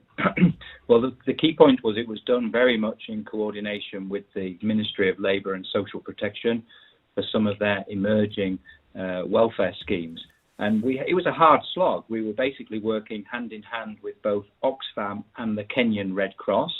And they did basically a door-to-door identification of people who were facing particular challenges. Now, there were some segments of society that we very much chose to put very deliberately a particular focus on. To give you one example, in the pandemic, we have unfortunately seen an increase of sexual and gender-based violence. And there are a lot of women who have faced quite a lot of very negative consequences, partly caused by the crisis and partly caused for other reasons. We put a particular focus on victims of SGBV, and with some of the NGOs that were also very active in that front, we were able to ensure that they were able to receive these cash transfers. In many cases, this was a lifeline for them. I was able to meet a couple of weeks ago, a group of SGB victims who benefited from this support, and to hear their stories was both harrowing, but also quite inspirational in the sense of the lifeline that this had given them. So I think the key thing is everything was done in full cooperation with the Ministry of Labour. So any recipients of this cash assistance, this was taken into account in terms of support they were receiving from other sources. It was done on the ground, and I think actually, more generally, this has been one of the secrets of success of the EU swift response. We've worked with partners who are well established here, have got a footprint on the ground, and were able to very rapidly mobilize the reaction and also account for every Kenyan shilling that was spent. And that is important because ultimately I think we shouldn't forget these funds that are being provided for the Kenyan people are being provided by the taxes of the European Union citizens. As you look at this, this is for both of you, what would you say that as you went through these projects and helping out people who needed this assistance, what would you say that you've learned from this moving forward for any challenges that come about in the future, for things that need to be done, for help that needs to be accorded? What would you say you learned, or what would you do differently? Catherine, if I perhaps start on this, I would say yes. There are a few lessons of success. First, time was very much here of the essence. Sometimes development projects have a long cycle where many months are taken for design, many years taken for implementation. Here, I think we were able, as the European Union, to respond very quickly. Secondly, I would stress the word partnerships. Partnerships first and foremost with the Kenyan government. There was a very strong sense of ownership for this response by the Kenyan government. I even remember, to tell you one anecdote, the president himself ringing me to discuss a tiny bit the response and stressing some of the aspects that were important for him. Third, to have strong implementing partners with a track record of successful delivery on the ground.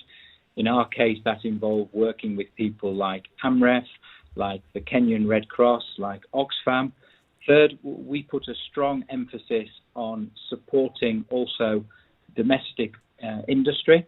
So, for example, when we were talking with AMREF and the Kenyan Red Cross on the production of the PPE and the masks, we were very strongly incentivizing them to buy local. So a lot of the support that we have been provided has been produced by the Kenyan companies. And I think you got a return there that perhaps was not initially expected. And secondly, I want to just for a moment pay tribute to overall the response of the Kenyan government to COVID. It's not easy. It's been a challenge for all countries in the world. European Union countries haven't always found the right balance between keeping the economies running and protecting the health and safety of individuals. But there's been a consistency of approach from the Kenyan government that I think is admirable, and that has also enabled the response to be successful and make an impact, because we were working with a partner with whom there was a constant dialogue and a positive reaction. All right, I think it's time for us to take a quick break here on the conversation that we're having this morning. We are speaking with Simon Mordew, he's the EU ambassador to Kenya, and Catherine Collin, she's the regional representative for the European Investment Bank, looking at the response to COVID-19, the kind of support that we have received as a country from the European Union, from the European Investment Bank. And we'll also be talking shortly about the search for COVID-19 and then what progress is being made there and what kind of support the EU and the EIB could also be able to extend to countries like Kenya and other middle-income countries and low-income countries and on the access to these vaccines. Time for us to take a break at 25 minutes past 7 o'clock. This is Kenya's biggest conversation, broadcasting on Spice FM and KTN Home and online. Keep it right here. We'll be back shortly.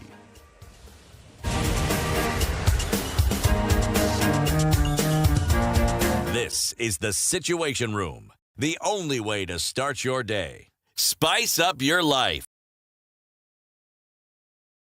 In the face of COVID-19, life has been adversely affected, with nearly all schools in Kenya lacking basic hand-washing facilities, affecting more than 19 million children. Together with Davis and Shatliff and True Black, we, the Standard Group, have partnered to collectively unite other corporates and individuals to join the initiative towards setting up basic sanitation facilities around the country. For more information, send an SMS to the short code 40616 or email standwithkenya@standardmedia.co.ke. Time to come together for tomorrow. It's our future. A partnership by Davis and Shatliff and True Black and the Standard Group. It has been a tough year for your business, hasn't it?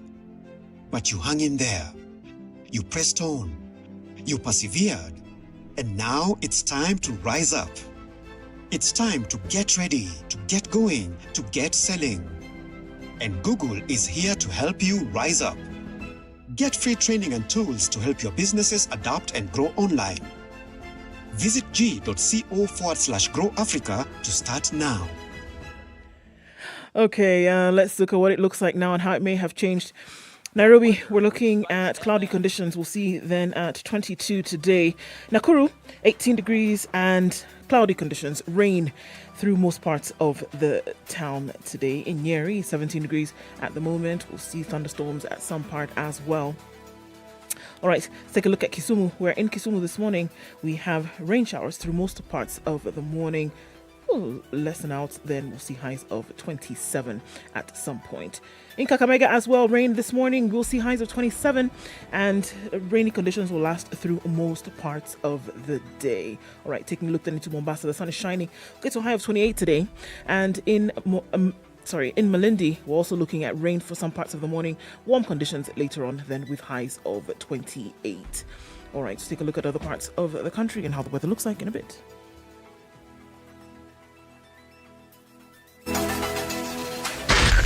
Spice FM, Nakuru. Are you ready? Okay. Spice FM. All right, still experiencing a clog up in most parts of Mombasa Road this morning, coming out from the SGR head banners, out then from the airport turnoff. There are trucks that are making their way towards the construction area of the expressway, holding up traffic on one side, but you'll have to go through it. So it's one lane traffic and it's moving very slowly. It's affecting traffic all the way down. Inbound as well, we still have that part around Airtel that's closed off, guys. So this means that we will see heightened levels of traffic there this morning. Coming off Thika Road, it's not too painful this morning. Looks like at least a pleasant journey on Thika Road, even though there is traffic, it's not so bad. Kiambu Road, on the other hand, no, not so nice. It's a sandwich there. Now, moving on 4 lanes now, and it's quite packed.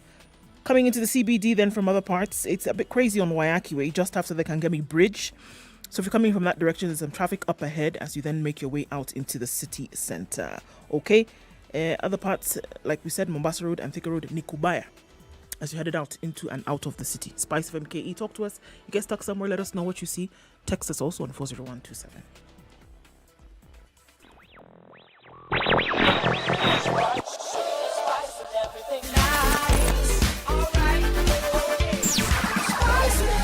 Spice up your life. Mature, intelligent talk every morning. Spice up yourself.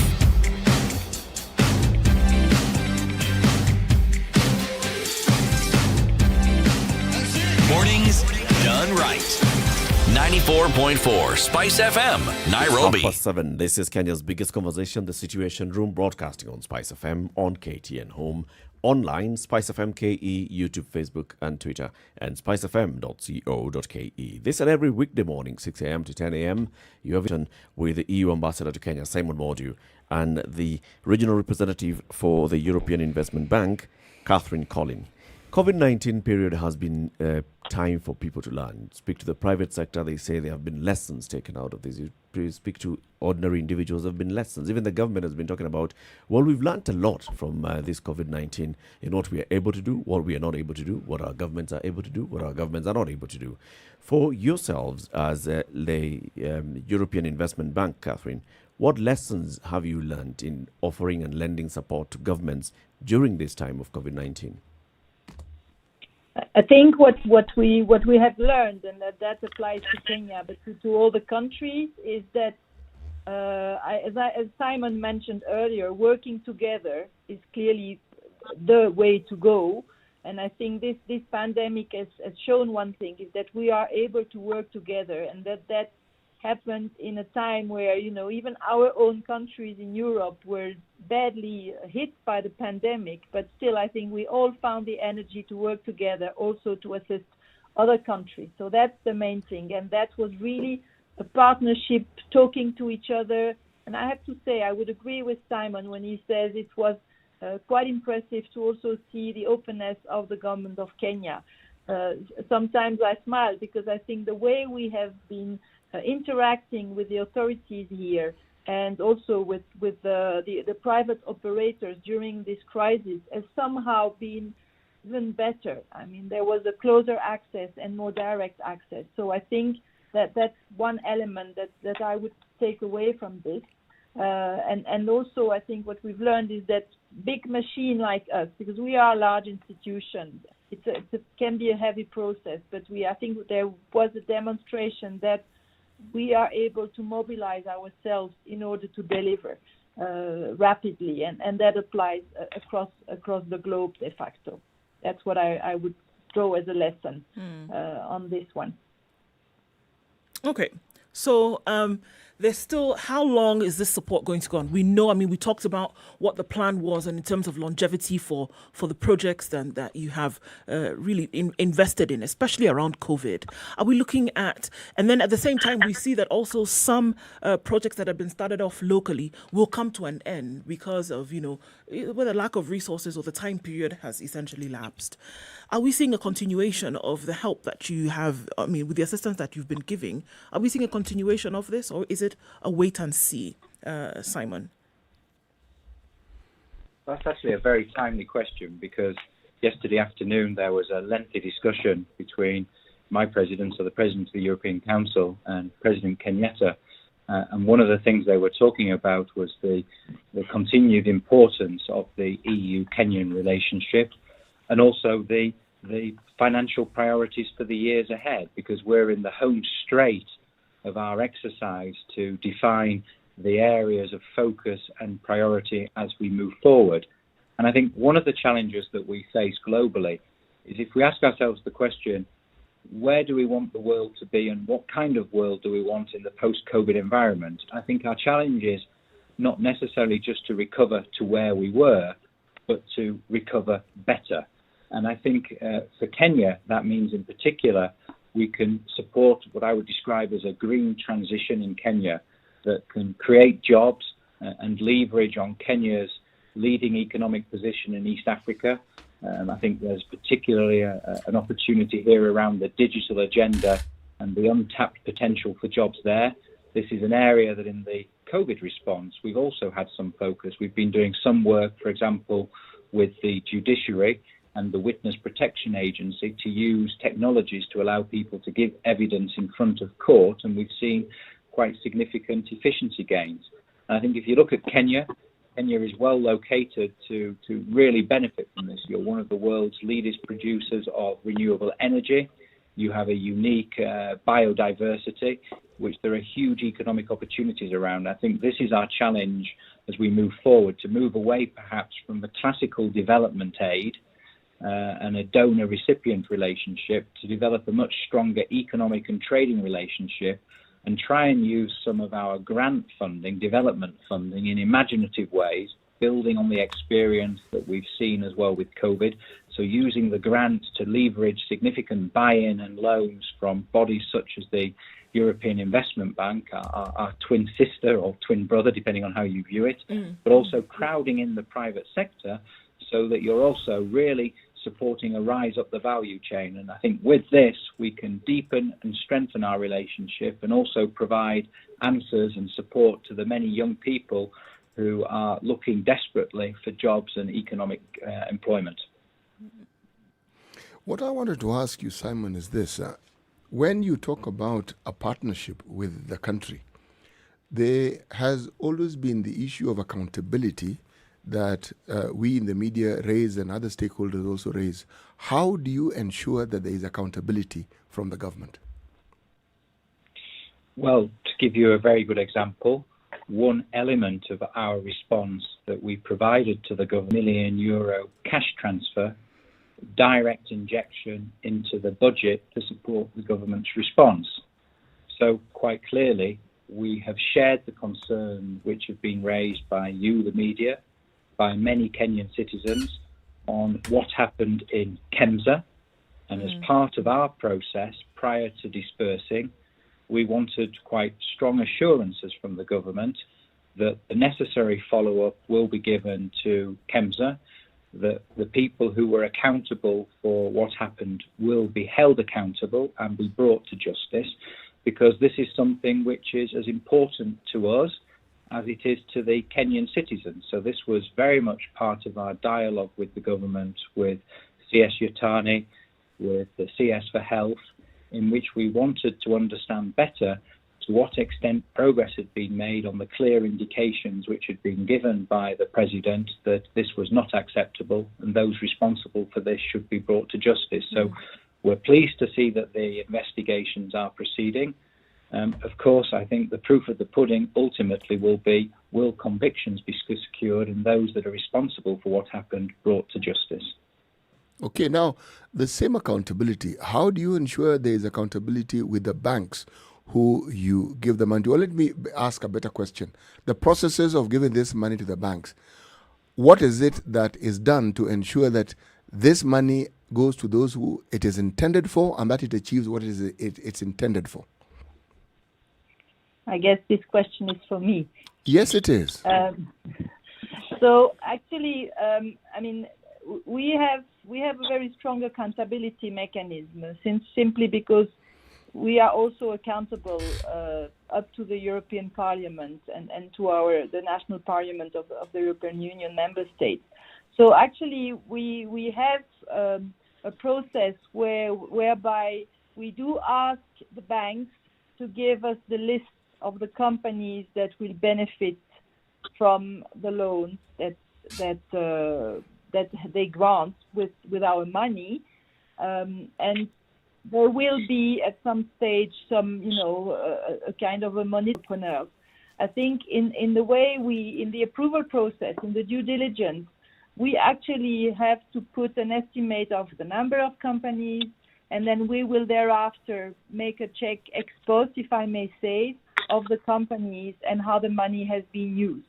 So it's quite a heavy process, to tell you the truth. So that it's not such an easy going, and so it does put a number of constraints on the banks.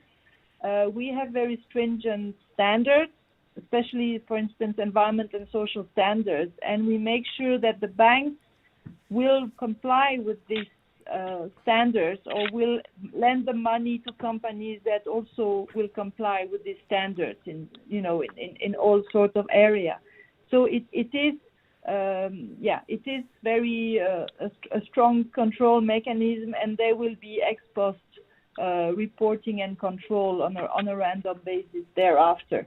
And there will be evaluation of the impact of the facility. But of course, all that takes place over time.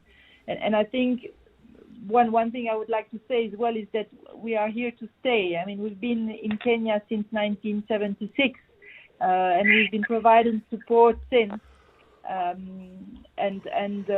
You know, in the long term, we will continue to provide support to the Kenyan economy because and especially in this time, I think, as far as the EIB is concerned, clearly we are already building the pipeline of future intervention and working together with the EU and see how best we can help this green transition and green recovery.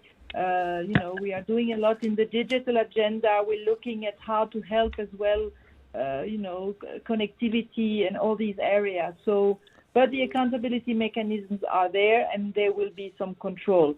You know, and I think we're working with banks that have proven track records as well, and so that we know them because we've been working with them over the past couple of years. And that's also a very important element of trust in the relationship with those banks. Okay, well, some developments have been made, and there's been talk as we've been going around. If we now go into this part of this conversation now, starting off with you, Simon, is that developments have now been made in terms of what will be for treatment in terms of a vaccine for COVID-19.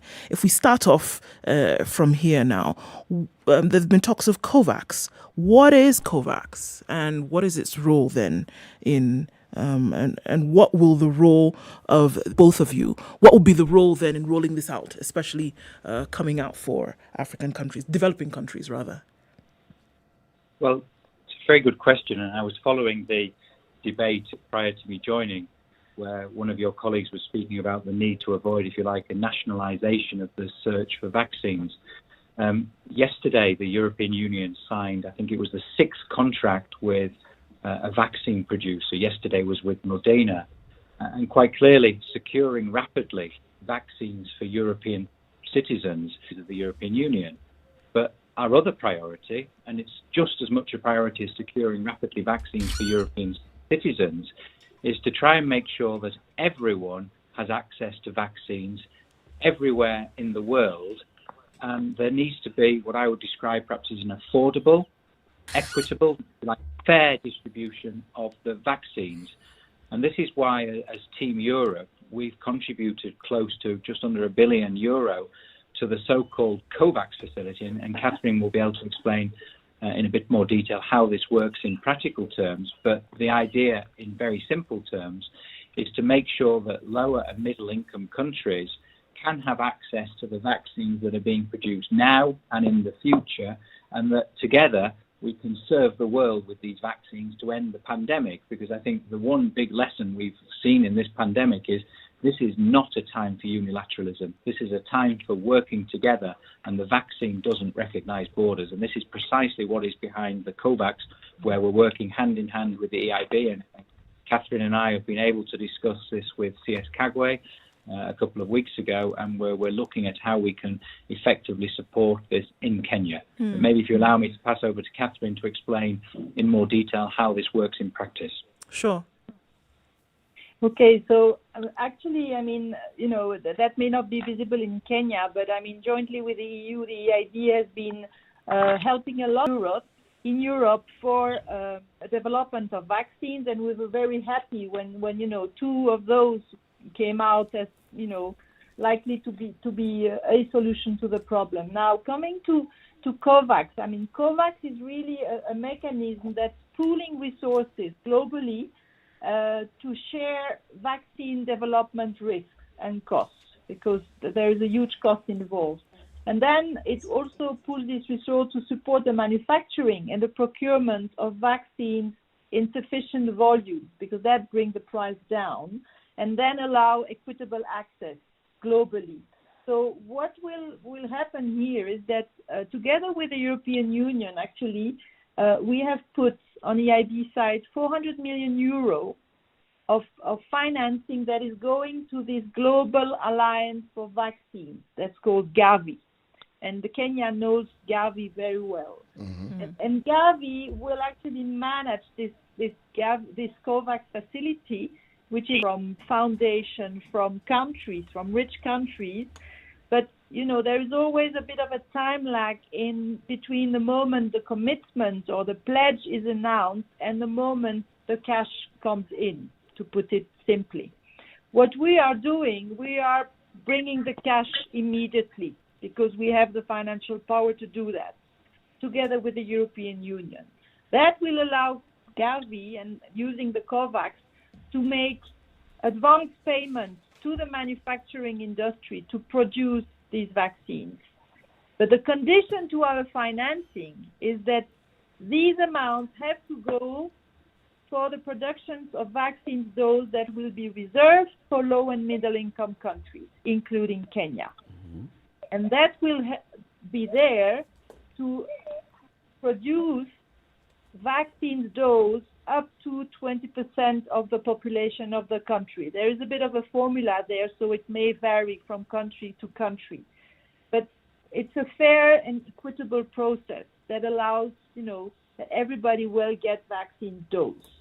And I think that's a very innovative way of doing it, because we are really monetizing to respond to an emergency need and make sure that it goes everywhere in an equitable way. I think the European Union, together with the EIB, we were probably the only one who put in place this facility, which is very innovative. The structure from a financing point is very complicated, but I think the main point is to know that Kenya will be able to reach out to Gavi, and I think they will be advised by the World Health Organization on which vaccines would be the best suited for the Kenyan context. And indeed, we heard talking about the logistical problems that may be linked to some vaccines requiring very low temperature that may not be adapted. And I think there was a news this week that there may be another vaccine where the logistic would be a bit more practical, I would say. So there are, and then, they will work together so that Kenya can get their vaccine dose.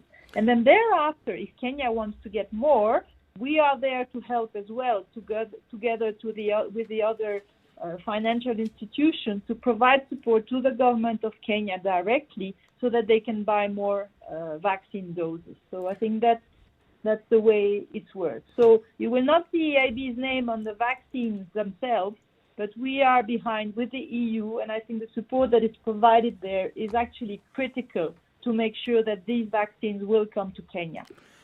I wish I could find another word to describe the commendable work that the European Investment Bank is doing. But the question I need to ask, and this is the debate that we've had, is it's not in doubt that eventually Kenya and many of the poorer or third world countries will actually receive the vaccine.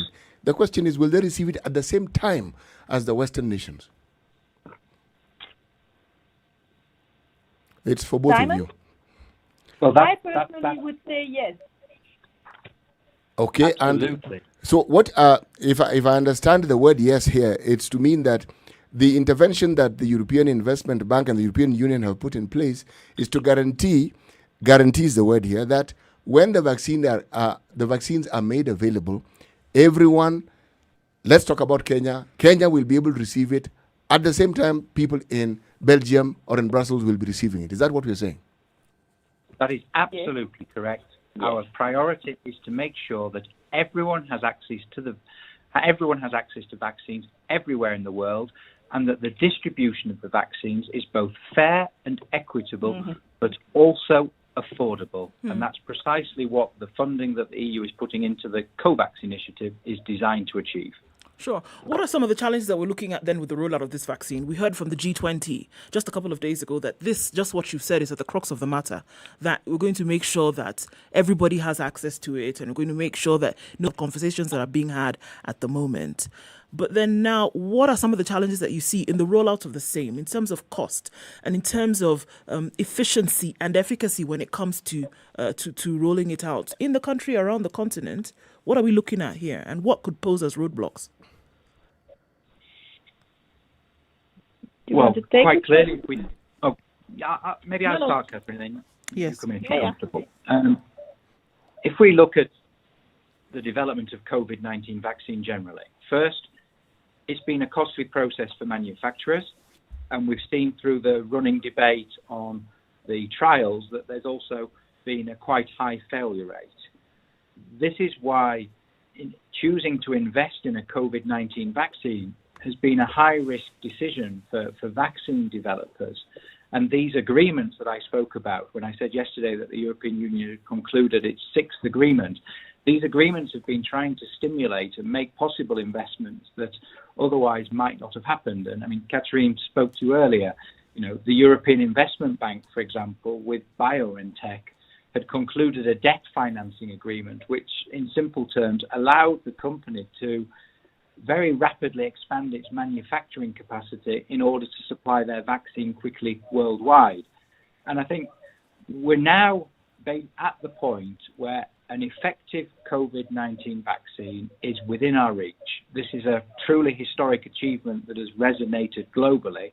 And I think the challenge we now face together is that the vaccines become available throughout the world simultaneously and not only in rich countries. And that is what we're trying to achieve together with the COVAX. But it's going to need a lot of work. I mean, Catherine spoke about the one of the vaccines, for example, requiring storage at minus 80 degrees. It's going to need a lot of infrastructure, and it's going to need, I suspect, quite a lot of patience and a clear strategy for how one approaches the rollout and how one makes choices also within Kenya as to who will benefit first. Do you privilege those who are vulnerable? Do you privilege frontline health workers? How do you decide upon your distribution strategy? And again, this is where, for me, the key lesson we have to draw is let's share globally the experiences, pool our knowledge together, pool our success stories together, and learn from the mistakes that will inevitably be made everywhere and work in real partnership. And I think together we will be able to make that difference. I think we may also need as well an active communication strategy. We have still seen that globally, there are cases where positive COVID-19 patients experience some stigma. This is also clearly something that may hamper vaccine distribution activities. So let's work on communicating about this. Having tested positive for COVID-19, it's not a stigma. It's a consequence of the global challenge we all face, but let's work together. I mean, that insistence on working together, I think that would be something that sees it going beyond COVID. The vaccine will be rolled out, people will get treated, and we'll get to a place where then we're able to live with COVID, whereby you get it, you're treated, or that you can at least prevent it. But I'm seeing beyond that, and looking at the partnerships with the EIB and the European Union, can we then look at it as a way where you can always work together, moving forward? The things that will come about, because COVID will not be the last opportunity for working together, as you've talked about. There will be numerous other things that will come, as opposed to looking at a situation whereby it's hand-me-downs in terms of help and assistance, but working together, even if the assistance is coming from a larger part. Do you see this as an opportunity or a way that would go in the future whereby more working together can actually happen as two parties that come to the table? No, absolutely, and that was basically the main thrust of the discussions yesterday. For example, trade. The European Union is a very significant trading passport. Logistics and services around trade are provided by EU companies, and there is a huge potential for expanding that relationship. Take agriculture. Today, something like 70% of Kenya's agricultural exports go to the European Union. But I think we would have an appetite and a wish to see much, much more, and equally a willingness on our side to accompany the Kenyan agri-processing industry in a rise up the value chain, so much more of that value can be left in the Kenyan market. Or, another example, some of the work we've done together on renewable energies, again, an example of the European Investment Bank and European Union partnership with Kenya, the Lake Turkana wind power. It's a flagship project for Kenya. It's a flagship project for the European Union. It's the largest wind power plant on the African continent, and it produces 17% of Kenya's energy on a daily basis with zero emissions. Everybody's interest, and these are the kind of projects and kind of partnerships that we're looking to continue. Well, thank you very much, and we also thank the European citizens and the taxpayers for the kind of support that we have received in the country, and we hope to see more of this cooperation and also just demand for accountability, like you've said. Thank you very much, Simon Mordew, the EU ambassador to Kenya, as well as Catherine Collin, the regional representative for the European Investment Bank, for joining us today.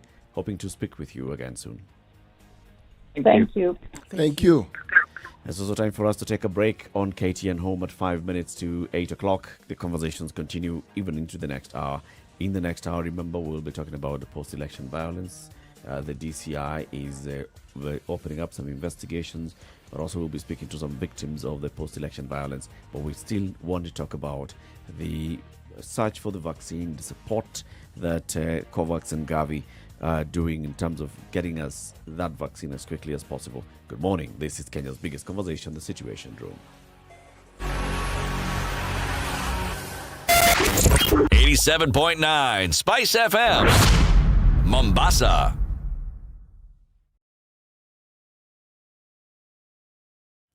All right, a lot of work happening in terms of the search for the vaccine, in terms of ensuring that once the vaccine is produced, then everybody gets access to that vaccine at the same time, whether rich or poor country. And then once it comes to a country, like if you just think about it, ensuring that at least 20% of the population has access to that particular vaccine. When it comes to the country, and this is something that also Ambassador Simon alluded to, when it comes to Kenya, then we also need to have a conversation. Then how do we ensure that, how do we distribute the vaccine? Do you want to start with the most vulnerable in the community and then give them? Do you want to start with, for example, the healthcare workers and seeing that the healthcare workers are then the ones who are given, because they're in the front line, they have direct access to this vaccine first? How do we bring this to the community? Because this is a question that's going to arise with the kind of, scandals that we see emerging every now and then. This is a likely scandal. And if we don't have that conversation early enough, we'll be caught up. It's a likely scandal in the making. They've mentioned Gavi, the Global Alliance for Vaccines and Immunization. Now, given that it's a public and private partnership, and it has been in Kenya for the longest time, one of the things that they've been working on was, for the longest time, again, trying to figure out a vaccine for HIV. Okay? So it's not that they don't understand this terrain, they do. But they do not have the muscle, the manpower, the reach to be able to ensure that the vaccine gets to everyone. The Ministry of Health will have to be involved together with other requisite ministries. This is where the problem comes in. The good thing is that the vaccine comes as a vaccine. But knowing our people as I do, Hey, God. someone will find a way of subverting this process and trying to find ways in which they can monetize even this very thing, which will be a life and death matter for many, many Kenyans. Isn't that painful though? But when you listen to the conversations that we've just had, and you look at the effort that's being made on the part of By someone else, by international organizations, people who are putting together their sweat, tears, and blood to try and get this thing working, so that everybody, not just in their country, on the globe, has access to this thing, so that essentially people are prevented from getting the disease. Then there's a coven somewhere. There's a coven somewhere of individuals who are thinking, oh, right, We're waiting for this it. thing is about to land. when you say coven, my mind went to witches and warlocks. But exactly, exactly. Around a crystal ball somewhere in a cauldron of hot, blithering things, trying to figure out, now, what are we going to be able to fix from this? How Very should we sad. get this? Very, How very much? How sad. much can we sell it? Yeah, they're how much selling can we sell it? So we'll get it at 340.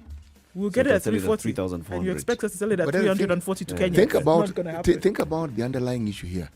This is it. Yes. This is it. We are They are taxpayers. as well. taxpayers. Yeah. Anyway, time for us to say good morning. It's now 8 o'clock.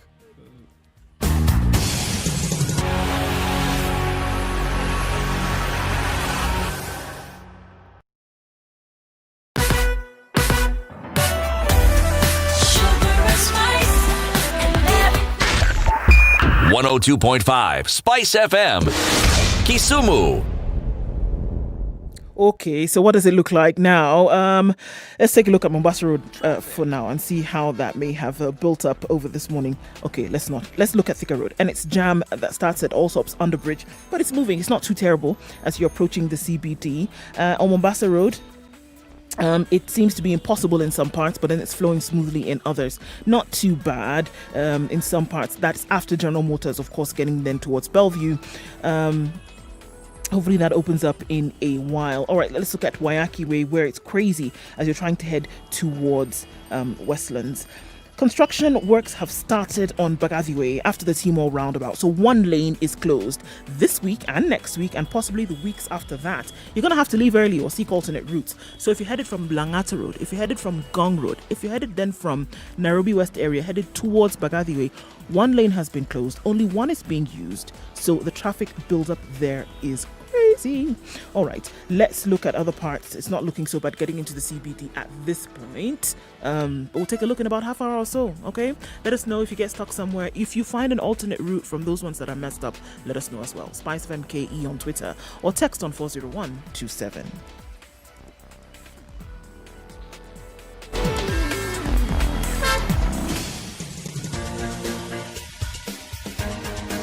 This is The Situation Room, the home of hard-hitting political commentary and penetrating insights about the state of the nation. This is a talk radio experience like no other. The Situation Room, a place for hard truths, debates, and elevated conversations. The Situation Room, witty, political, engaging, deep, controversial. In the room, we have C.T. Muga, researcher, academic, seasoned political observer, a fountain of wisdom in these politically uncertain times. Ndu Oko, Nigerian by birth, Kenyan by choice, communications expert, Pan-Africanist, a truth seeker and believer in people power, and Eric Latif, agent provocateur, the man in the chair, seasoned journalist, news hound, a man who believes in punching up, not down. This is The Situation Room, the only way to start your day. The Situation Room. We thank you very much for staying with us. This is the third hour of the show. We are live on KTN Home for the next 1 hour as well, but we're live every morning, 6 a.m. to 10 a.m. on Spice FM if you're in Nairobi, 94.4. In Mombasa, it's 87.9, 102.5 in Kisumu. Nakuru, 96.0, 96.7 in Eldoret. Nyeri, 90.9, and Malindi is 97.7. Now, let's talk about what the DCI has, dug up. And this is a fresh storm over the 2007 post-election violence. So the day before yesterday, this is Monday, the DCI called a press conference and where he addressed and said there are people who have come out to the police and said that they have felt threatened or they've received threats in various parts of the country, especially in the North Rift. And the DCI officers have been on the ground, they've been investigating this matter, and they've even invited them to come to record their statements at the DCI headquarters. And he said, because of what we're seeing, we're going to start an investigation and seeing what are they talking about. Yesterday, he came out to say what he was saying was a clarification on what he had said on Monday, which is if there have been cases that have been taken to court and, investigations that have gone to court and they've been concluded, either case has flopped, they will not revisit those, but they want to see what else is there on the ground. Now, bear in mind that since 2008, after the National Peace and Reconciliation Accord, there were very many attempts at bringing justice to the victims of the post-election violence, not just in the North Rift, but in other parts of the country as well. And not just that post-election violence, but other violence incidents that had happened in previous times during elections. We're talking about Likoni, we're talking about Molo in 92, and also Pukia in 97. All these are matters that were then also being addressed together with other injustices by the Truth, Justice and Reconciliation Commission. The matter of the post-election violence itself was investigated by the Waki Commission. And then there were cases that were taken by the DCI and the prosecutor to court. 1,300 cases or thereabouts were taken to court. Most of them collapsed because of the manner in which they were prosecuted, the kind of evidence that was being adduced, the lack of witnesses in some cases. Many of them flopped. Since then, there was the issue of ICC. There was the issue of should we have more and more routes towards justice for the main perpetrators of that violence that, as we all know, hasn't borne much fruit. Now, there's a fresh investigation that the DCI says we are conducting from victims of post-election violence. And of course, it's now become politicized. Yesterday, we saw over 40 MPs coming out to say, questioning why now? I mean, the timing of this is quite suspect. And even pointing fingers and saying that the DCI has some people who are pushing him, or he's working on behalf of some political hands that are pushing him to start these investigations. All of these things, like we said earlier when we were looking at the newspapers, is clouding something that actually happened and loved ones. The people who are maimed, the people who have never really recovered, people who never even received psychosocial support because of what happened to them in 2007. And we treat it as if it's just a political issue. I mean, this is trying to block the rise to the presidency of one Dr. William Ruto, the deputy president. Or this is trying to, bring up fresh wounds and stoke fresh animosity among tribes that live in certain parts of the country. But what's the route for justice? I mean, when are we ever going to have justice for what happened in 2007? True, proper, actual justice for the people who, sometimes it's not just about even giving them money, compensation. No. It's just about that. Let my truth be heard. Sure. Like we saw in Rwanda with the Gacaca courts. It's just about come out, speak, and let those people stand up and say. Oh, we saw in South Africa. In South Africa again with the Truth, Justice and Reconciliation Commission of Archbishop Desmond Tutu. These are things that could happen, but we keep pushing them away, pushing one to the other. Against that background, also remember that the Kriegler Commission came up with a very interesting report. One, they couldn't determine who it is who won the election. And the reason is because every side that was involved in this particular dispute had all, according to the report, participated in bribing, buying votes, intimidation, ballot stuffing. So, equal share, draw. So, how do you decide who actually won when everyone was doing the same thing? But secondly, when you look at the Waki report, the thing that stands out is when they brought the report that was handed to President Kibaki, it didn't have the names of the people they had found to be perpetrators. What they did was they handed their list, the envelope, to one Kofi Annan. One Kofi Annan handed it to the ICC. At that particular time, the prosecutor of the ICC was Louis Ocampo Moreno. Okay. Kenya was then given, from 2009, a year to set up a tribunal. Now, why do I bring the issue of the tribunal? If we had set up a court to try these things, this issue that we're talking about would have had an opportunity for them to be discussed here. Set up a tribunal. So, if I go that far back and I look at what happened, this was an inconclusive matter even then. So, the issue of it being brought up, but the thing was never resolved. Yep. So how do you bring up something which was never resolved? It's not like you're reviving. It's been alive. alive. It's been alive. There are people who suffered then and they have never gotten justice. No, they haven't.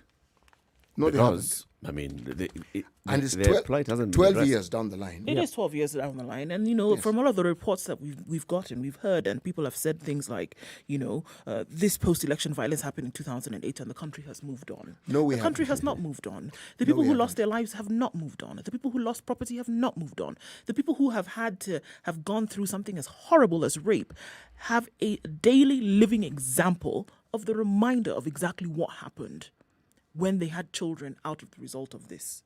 So we can't brush it under the carpet. Otherwise, we would have a carpet at the height of a ceiling, because you brush so many things under the carpet, you're not going to have much space to live. We can't do that. And I think that a lot of these things, the revisiting of it, just like you're talking about now, is not necessarily that somebody gets compensation or you undo the wrong that was done, but you give somebody an opportunity to be able to speak out as to their truth and their reality. We speak of Rwanda and the bizarre occurrences that happened in Rwanda as though we are far removed from it. We are not. Because when people are profiled, it doesn't matter who it is. The next stage is to target them. And then what follows is what we saw. You see, the one incident that highlighted everything that I may say is the burning of a church in Kiamba where people had gone to take refuge. Now, it tells you very clearly that there are people who were determined and intent on ensuring that what they had planned happens the way it happens.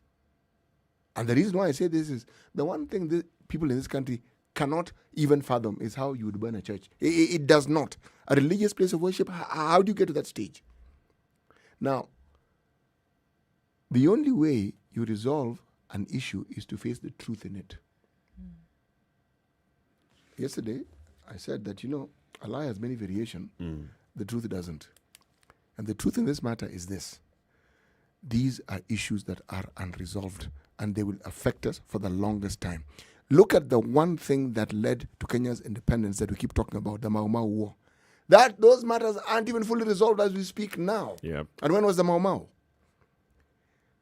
Great-grandchildren of people who were involved in Mau Mau, people who were put in concentration camps. People think there were no concentration camps in Kenya. There were.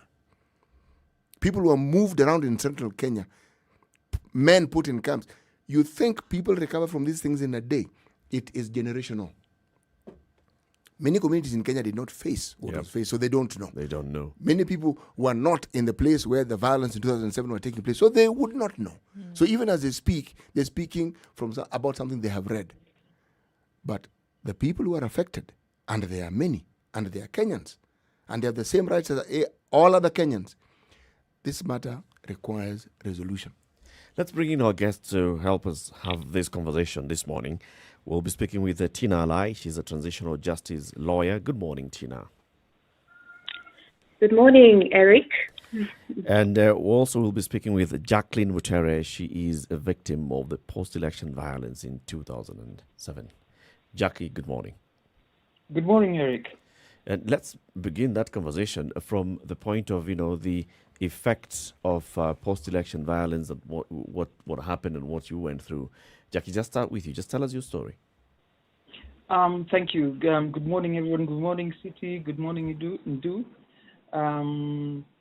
What happened was just immediately after the announcement of the president, the presidential election during 2007-2008. I think that where I was living, I don't really want to say where I was, but where I was living, the violence broke out, and it was adjacent to an informal settlement. And so there's a gentleman who came to my gate, my door. We lived where we lived. We were only two in the compound, and this gentleman made out that he was actually coming to look for his neighbor, and that policemen were running after him and chasing him. And so I opened the door for him because he was really in a panic. And when he came in, of course, immediately he closed the gate behind him, and I realized that he had very evil intentions. Soon enough, of course, we got into a fight, and then he raped me, and then finally he left around in the middle of the night. And so that was about 2 a.m. The following day, I didn't go anywhere. I didn't go to hospital also because the situation was such that curfew and nurses also had to close very early. And it was just about a month later, I realized that I was expecting. To cut a long story short, I attempted to have an abortion 3 times, but it was just not possible, and eventually ended up having that baby, who is now 12 years old. Yeah. Further to that, I initiated, because of the trauma-related, I met, during the counseling sessions, I met very many girls who had been violated, some from Mathare, some from Kibra, others in Kawangware, many of the informal settlements in Nairobi. And that pushed me to initiate a community-based organization called Grace Agenda. We would be able to respond to some of the issues that affected us directly. And the main issue was about how we were going, who was going to serve as justice for the violation and for the children born and what was going on. And so we perceived that perhaps the TGRC was going to be an option for us to get justice, to seek justice. And we thought that the National Accord was actually a way, an entry point of getting justice. But that was not to be. And apparently I participated in the TGRC process. I was a team leader in one of the areas in Nairobi, and I got very many women were violated, very many women, and very many women got children from the violations. And so we thought, what is the best way to go about getting justice? So what used to happen was usually people would invite us to meetings, and we'd share our stories, and we'd actually end up as specimens, because people just really wanted to identify that really rape had occurred, and this is a specimen from the violation. And we'd be given, many of the girls and the women would be given tokens to go home with. But we thought that was not very holistic, and that was not the best way to go about it. We wanted some holistic care because many women are offering different mental health issues, and so we thought that this needed to be approached more holistically. So that's when actually I initiated Race Agenda, so that we would have a collective voice to be able to speak collectively, and to have a joint effort would be more presentable when speaking to people. And so that is how we started talking about sexual violations, conflict-related sexual violence from the 2007-2008.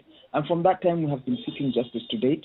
We did perceive that there was a hope when the president in his 2015 State of the Nation address released a 10 billion fund shillings for restorative justice, and we thought that perhaps that is one of the ways in which many of the women who had been violated would be either compensated, because justice means different things to different people.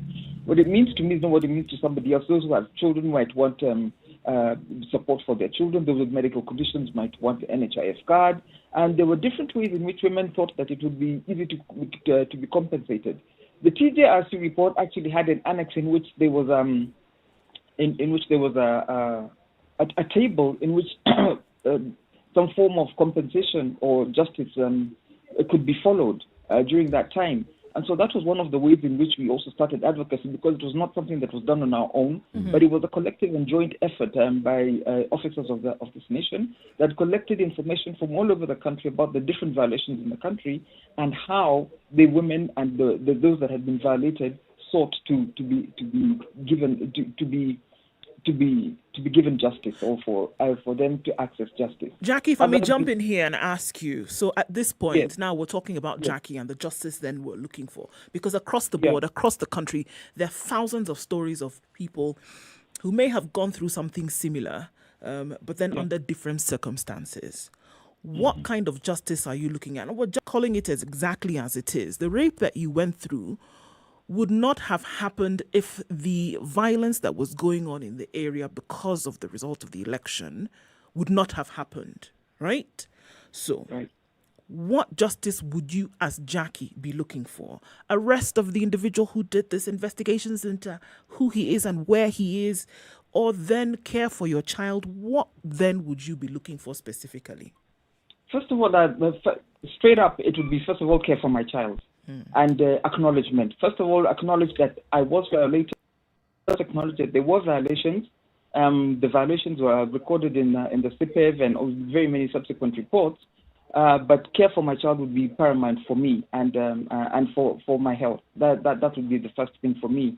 As for access to justice and getting the perpetrator, that is a secondary issue to me, because I would have to go through a whole social issue of managing my child, managing my family, managing my children, and how they will be able to manage that justice. And ideally, we have gone through it as a family and wondered, what would the justice be for? Would justice be for me to have peace of mind in seeking the perpetrator? Would it be for me to have peace of mind? Would it be for me to? Would it be for a civil society organization to justify their existence, or would it be for me to have? Would it be for my child to have closure? And so those discussions are very pertinent in our family, and we have decided that the best way would, for me, Jackie, it would be for the children, for my child, support for my child, and my health. Allow me just to speak for some of the women who are unable to speak, and for those who never finished school, didn't complete school, education would be something that is paramount to them. For women with disabilities, it would be ongoing support for them. And these things are very possible through the different infrastructures that are within the county governments, the national governments, and between and from the 10 billion fund that's available from the presidential announcement. Do we in Kenya have, before I even say what I'm going to say, thank you for making this story public and for coming to talk to us about it. This isn't easy, but let me ask the question. Do we have a system in this country that actually handles cases such as the one that you are describing, so that people who go through this horrific and harrowing experience can actually find a place of solace? There is no system, and that is what I think the TJRC was attempting to do, and had actually explained it very clearly within its report and what they intended to do, but we do not have that, and so that is something that has been developed. It has been developed with the Kenya National Commission for Human Rights. It's been in partnership with the AG's chambers and other civil society organizations with experts in transitional justice. And Tina will speak to that about that a bit more. But that process has been very difficult for us, especially for those for sexual violence, which is usually not acknowledged and not brought to the forefront. And so we thought that perhaps when the DCI said that she was actually pursuing this and pursuing the old cases, we thought that it would be very ideal for us to actually speak about what we never got the opportunity to speak about to the police and share that this experience happened to us and that we do need the compensation. While some people, and the DCI specifically mentioned gang rape. And for gang rape, who will you find? Who will you look for in a gang rape situation where there was just generally systemic unruliness from everywhere, from both state officers who are police and from the hoodlums and hooligans, and for supporters of both the contending parties? Who will you find? But now, if you do acknowledge that there was sexual violence, that there was violence, then there is need and there is justification to compensate and support women who are violated. Before we take a break, I want to bring you here, Tina Alai. Tina is a transitional justice lawyer. And Tina, you've seen the attempts at all times and all these years at bringing justice, the attempts by the victims to get justice for them. And now there's a fresh attempt here by the government. What do you make of what we are seeing now from the DCI? Thanks, Eric, the show this morning to discuss this issue, and also grateful to Jackie, who has shared her story and continues to champion the cause for many victims and survivors such as herself. When I learned of this development, for me, what immediately came to mind was that what we are seeing, just from where you began, is that we are far from having closure insofar as the 2007 to 2008 post-election violence is concerned. And this closure is not just for the affected victims, but for us all as a society. The victims and survivors who suffered are yet to have closure, and we as a society are yet to have closure. But the second thing that came to my mind is that true to what we have been agitating for, we have been stating as civil society, and when we speak about civil society, it includes these victims and communities who suffered, is that when we do not meaningfully address past violations, when we do not meaningfully address historical injustices, including the harms that are suffered by victims, as well as the underlying causes, those factors that trigger the violence or exacerbate the violence, then what we do is we leave room to breed impunity. And when we say impunity, for example, if the assertion that the DCI provided, in its statements that victims have come forward to claim that they are being threatened, if we use that as a basis, then what we are seeing is we have past perpetrators feeling emboldened enough to threaten to commit the same violations yet again. Why would we be having that? Because we failed as a society altogether to treat those crimes and violations in a way that states to us as a society that conduct was unacceptable. And so failure to have closure is continuing to breed impunity, is emboldening perpetrators, and in fact we fear, as we saw in 2017, that there could be a potential recurrence, not just 2022, but even moving to the future, if we do not address these violations. And secondly, finally on this, my preliminary impression is that when we do not have closure for past violations and historical injustices, we're creating a ripe ground for persisting grievances to be exploited. How? And we'll speak to the scenarios, hopefully at some point, about where this could go. But say, for instance, perpetrators would want to use this for political expediency, either in real terms or through creation of certain perceptions, including inciting communities that still remain disillusioned, right? Because they're seeing those who may have stolen their cows on the other side of the fence continue to enjoy the benefits of what was part of their livelihood. Or in the case of Jackie, similarly, children who have been stigmatized, who suffer all kinds of socioeconomic harms as a result of the violations that their mothers experienced. And in the absence of state acknowledgement, first and foremost, before we even talk about what reparation, compensation there could be, when we have a space where our state, our people, our citizens, ourselves have all together failed, refused, or neglected to acknowledge that there are those amongst us who suffer this violation, and that acknowledgement can come with some form of assistance, then we are creating room and allowing that the bitterness, the harm, the negative effects that these victims have suffered can be exploited for further harm in future periods. So it is a weighty issue. It has taken 12 long years. And despite the circumstances under which we are having this conversation, I would agree that it is time that we confront it and deal with it so that we can begin to have some closure. It will be a process, but we must and need to deal with it. Let's take a break at this point. Speaking with Tina Alai, she's a transitional justice lawyer, and Jackie Mutere, she is a survivor of the post-election violence. She underwent a lot, and she's told us our story. We're going to have the conversations more and more, 28 minutes after 8, having this conversation on Spice FM, on KTN Home and online. Time for a break. We'll be back shortly. 94.4 Spice FM, Nairobi. This is the Situation Room, the only way to start your day. Spice up your life. This week in your Nairobian newspaper, find out what drives mothers to turn against their innocent bundles of joy. Men supporting FGM but seek uncut for mpango and second wives. Preacher Natasha blasted for showing off in Nigeria. Panty thief denies charge despite being caught on camera. Bahati man accused of touching a woman's butt escapes rape charge. Also, find out why corruption in Europe is just as ugly as it is in Kenya. For these and many more stories, grab a copy of your favorite newspaper, The Nairobian, to make your week an interesting one. The Nairobian. We know where you live. It has been a tough year for your business, hasn't it?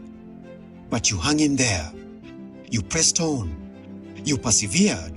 And now it's time to rise up. It's time to get ready to get selling. And Google is here to help you rise up. Get free training and tools to help your businesses adapt and grow online. Visit g.co/Grow Africa.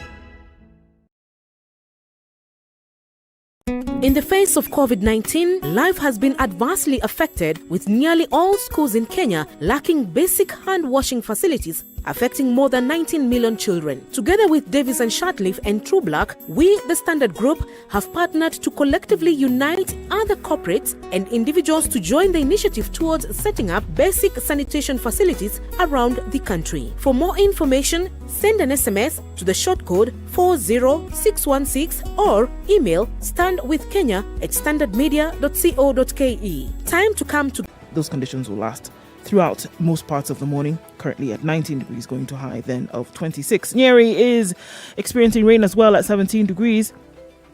And we're looking at more rain coming out in most parts of the country today. All right, we'll keep an eye on this and let you know what it looks like in other parts of the world in a short while.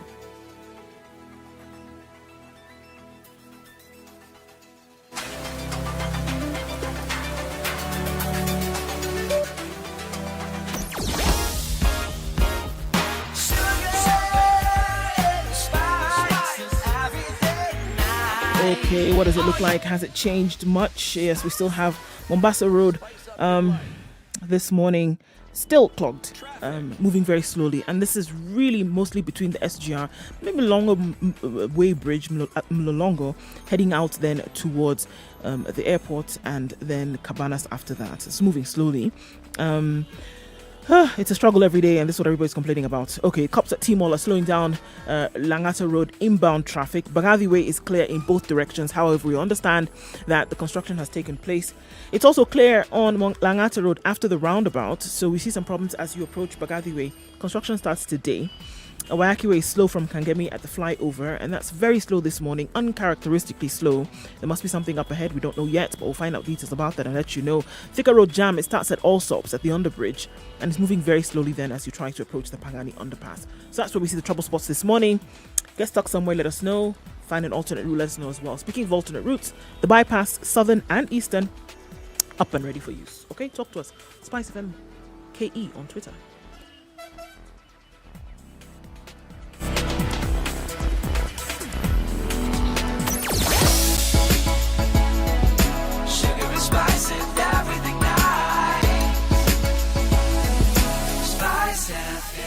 Spice up your life.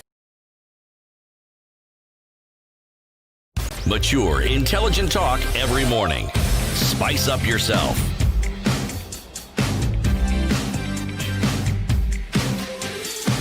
7 minutes to 9. This is Henry. Mornings done right. FM on KTN Home Online. Eric Latif, CT Muga Nduwoko in the studio. And joining us for this hour is Jackie Mutere, a survivor of the 2007 post-election violence, and transitional justice lawyer Tina Lai. Tina, this question is to you. Given the stigma that is attached to rape, how do you overcome this particular hurdle in getting information and data, specifically regarding rape and regarding the victims? Thank you, CT. That is an important question, indeed. First and foremost is to recognize the barriers that have limited or hindered victims and survivors from coming forward in the way that, would be expected or assumed for them to be able to. The first barrier that they face is the fear of stigma from their families, from their communities, from society at large. And so for victims to come forward, we would expect that the DCI and the state mechanisms would put in place measures where they can come forward and report in a confidential manner for those who would fear being associated or linked to these cases. And besides that they're actually able to receive some form of psychosocial support, counseling, psychological support to help them deal with the trauma that they have experienced as a result of these violations. So first, confidential reporting mechanisms, which haven't been the case for ongoing cases, nor for election-related violence cases in 2007, 2008, 2013, and even 2017. The second challenge that we have experienced is where victims are asked themselves to identify the perpetrator who committed the violations against them, and that is used as the criteria to determine whether or not their cases can move forward.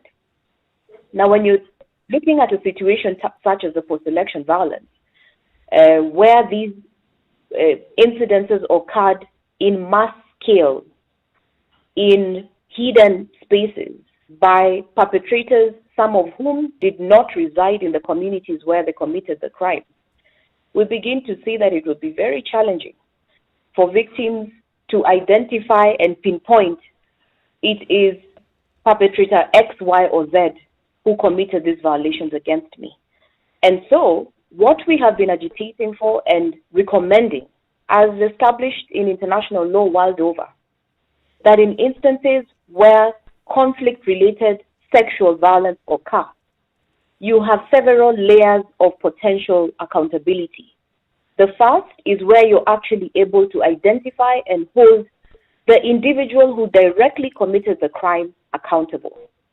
But there's a second layer where you go after those who made those violations possible, who made those attacks possible, either by organizing the gangs or militia or security officers who committed those crimes, or by financing them and therefore facilitating them to be able to commit the crimes.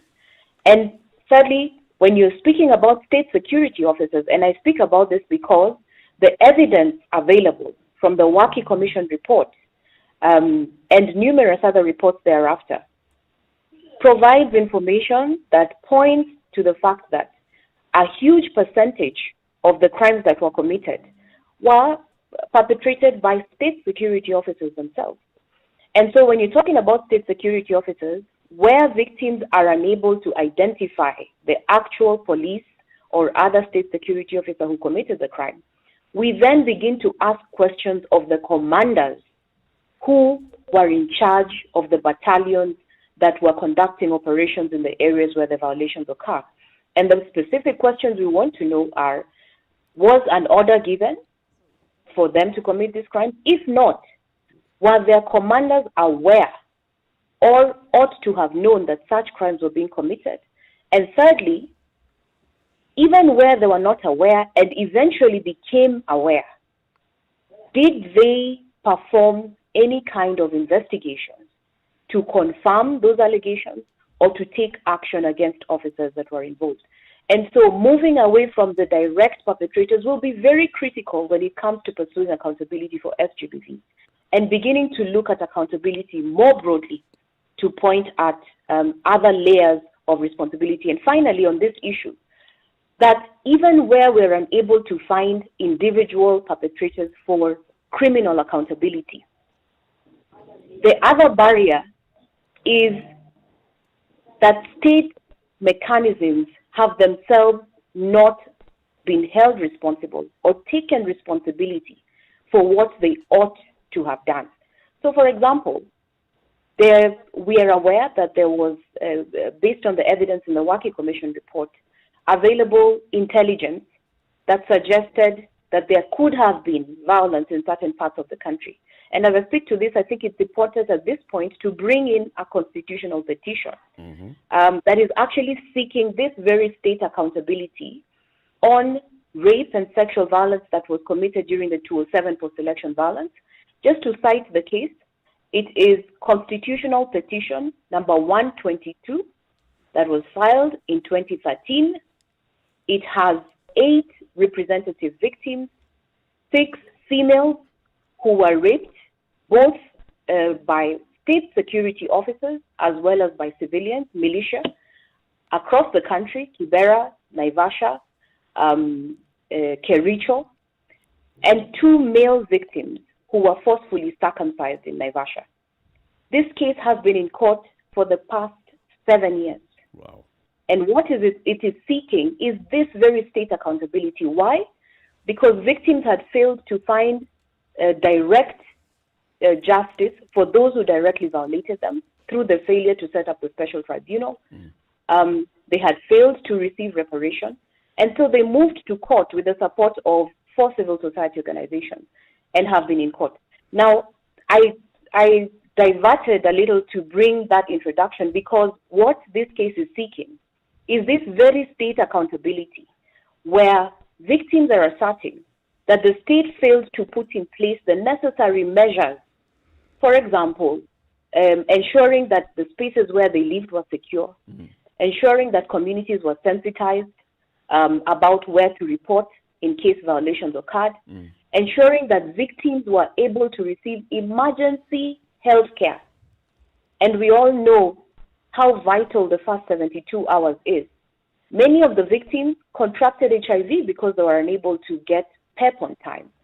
Conceived pregnancies because they were unable to get emergency contraceptives, and have continued to live with the dire consequences of those violations to date. Tina, why would this case take so long? I mean, 7 years and ongoing. Why is it? Is this just a normal course of justice, or why is it taking 7 years? And what do the victims feel about that? It's absolutely not the normal course of justice. And if I had the time, we would be able to list a number of cases that have been initiated and concluded and even gone to appeal, within this very same period of 7 years, as there were numerous factors that have led to the delay. First, there was a delay on the part of the state to respond to the petition. So the case was filed in February 2013, and the first response from the Attorney General, who's the first respondent in the case, was received in January 2014. So you can imagine that an entire year was lost waiting to receive a response. Now, thereafter, and there have been many barriers, but I'd just like to highlight the most critical ones in the interest of time. We have had 5 different judges in the case. 5. Wow. The first judge who listened to the petitioner's case to completion, and the petitioners called 16 witnesses, was Justice Lenaola.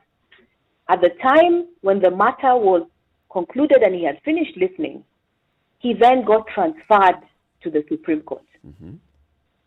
Now, as a result of that transfer, the matter then had to be moved, given the different jurisdictions between High Court and the Supreme Court. Justice then no longer handled the matter.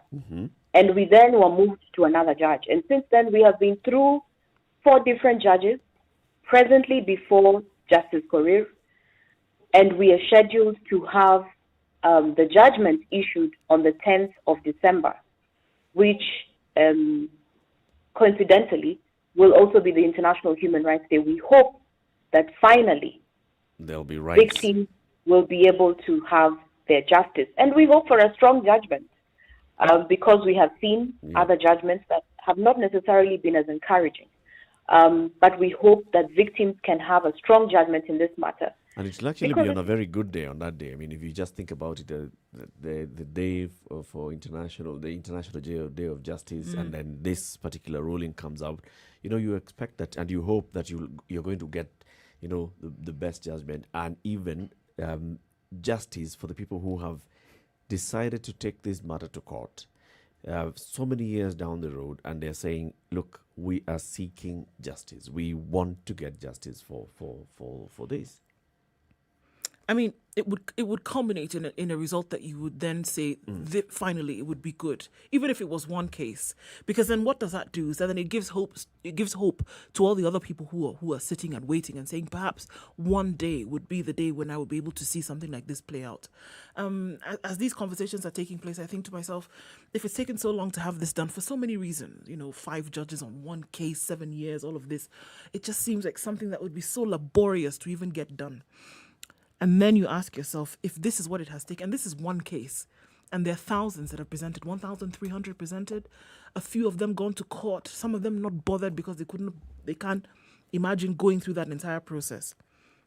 And then here we are making this announcement about the fact that there's a possibility of adding more into this. If this has not happened in the last 12 years, the possibility of now another 100-odd sum coming into this same pot, what are we talking about here? It's the seriousness of it, and if like both of them have said, both Jackie and Tina are saying, if we as a society are not really keen on addressing these issues, then there's something we are saying about ourselves, and it's not just about the government. Yes, so those in power will play games with this. They'll use it as a political tool, like we're seeing now. It's being used as a political tool.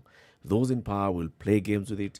Those who will react to it from a political lens. Those who will be pushing for it will be questioning their motive and intention and timing from a political lens. And yet we forget that the people who are seeking justice, if indeed even one person has gone to the police and said, I have received threats from people who threatened me and even caused me harm 12 years ago.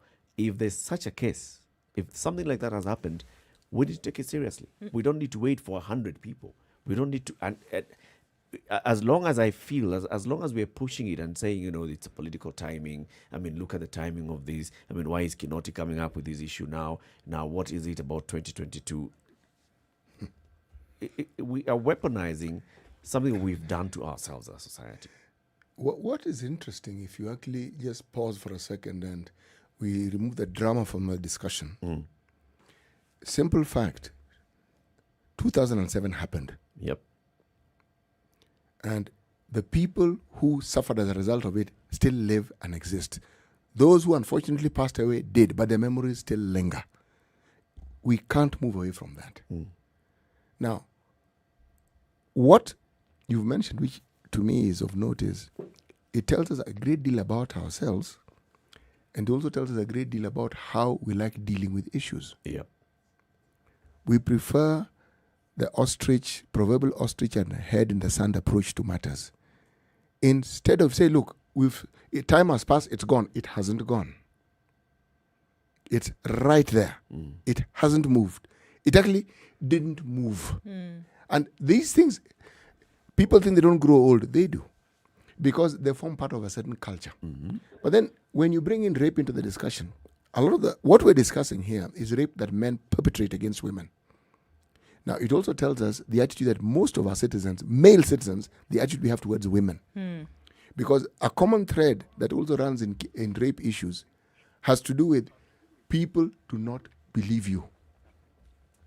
They simply do not believe you. Yep. Yes.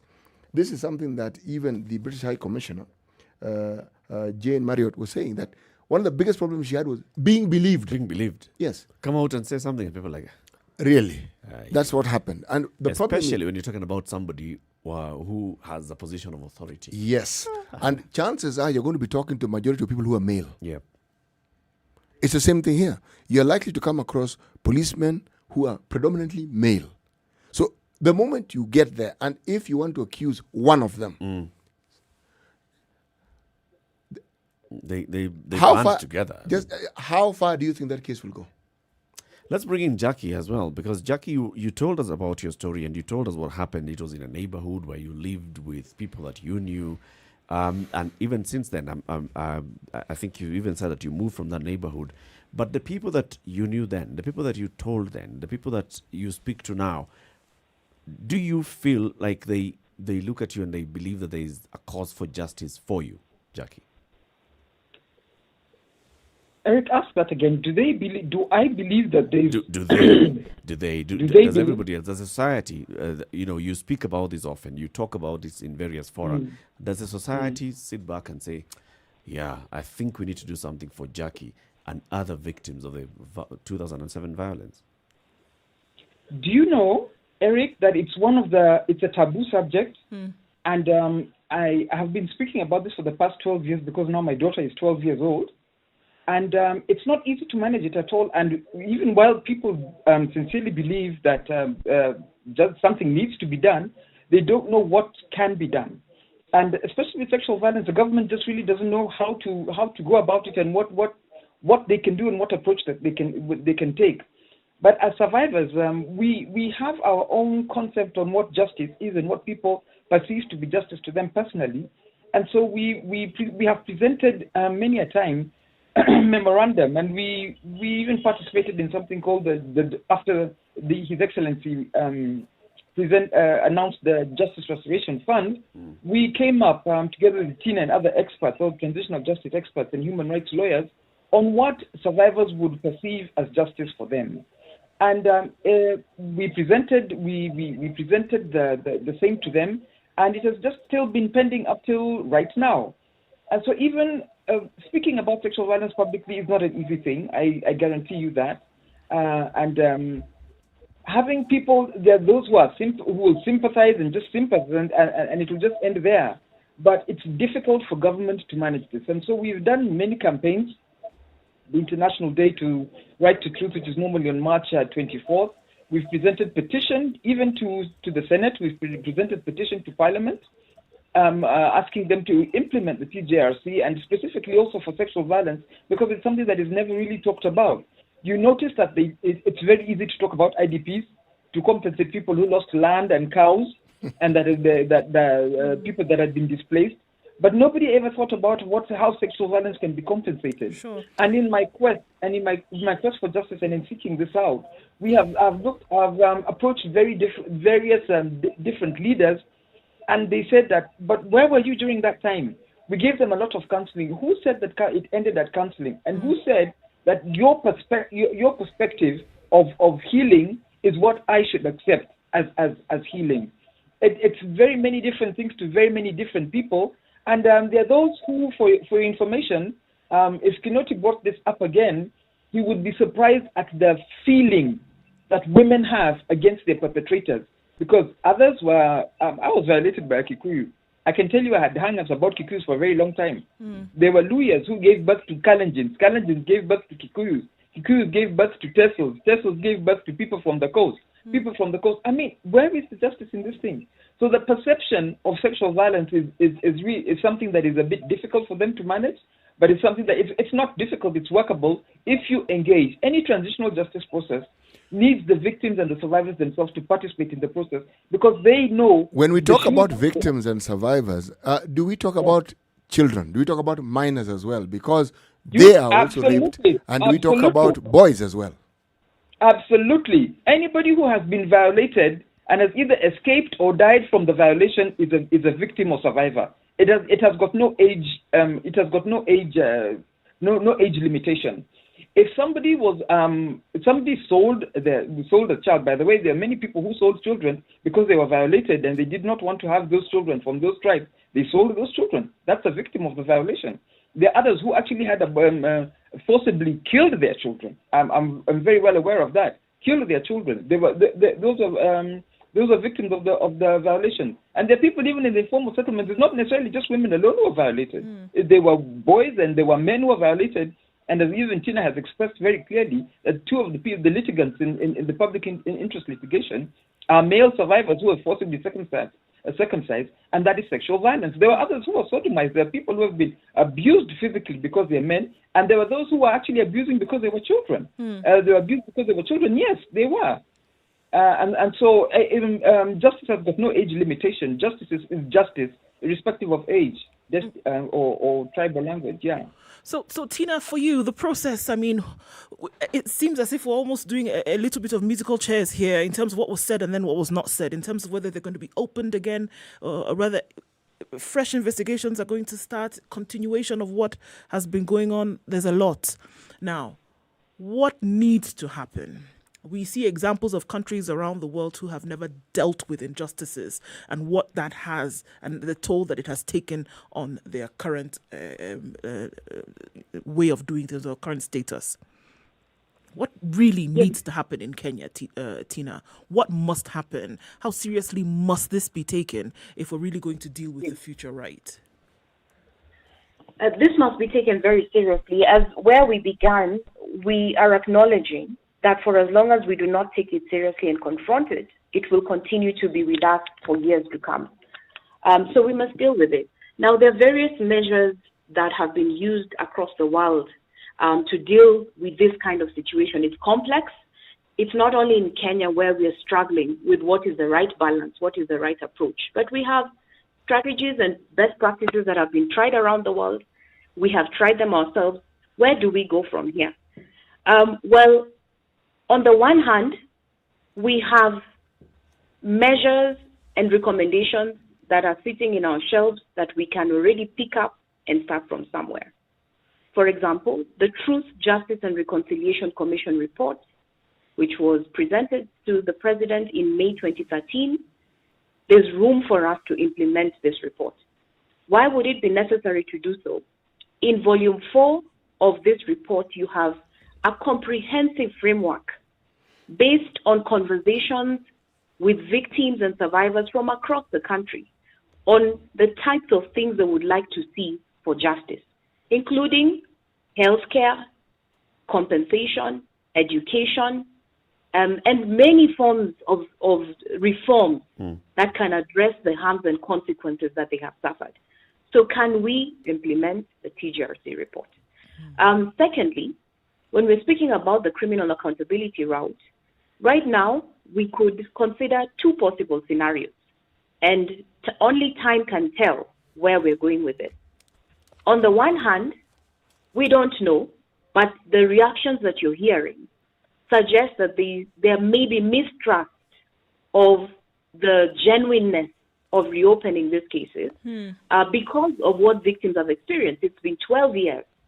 And the questions that are being raised are why now? Is there really something afoot? What could have really instigated, this process. The DCI has explained that there are threats.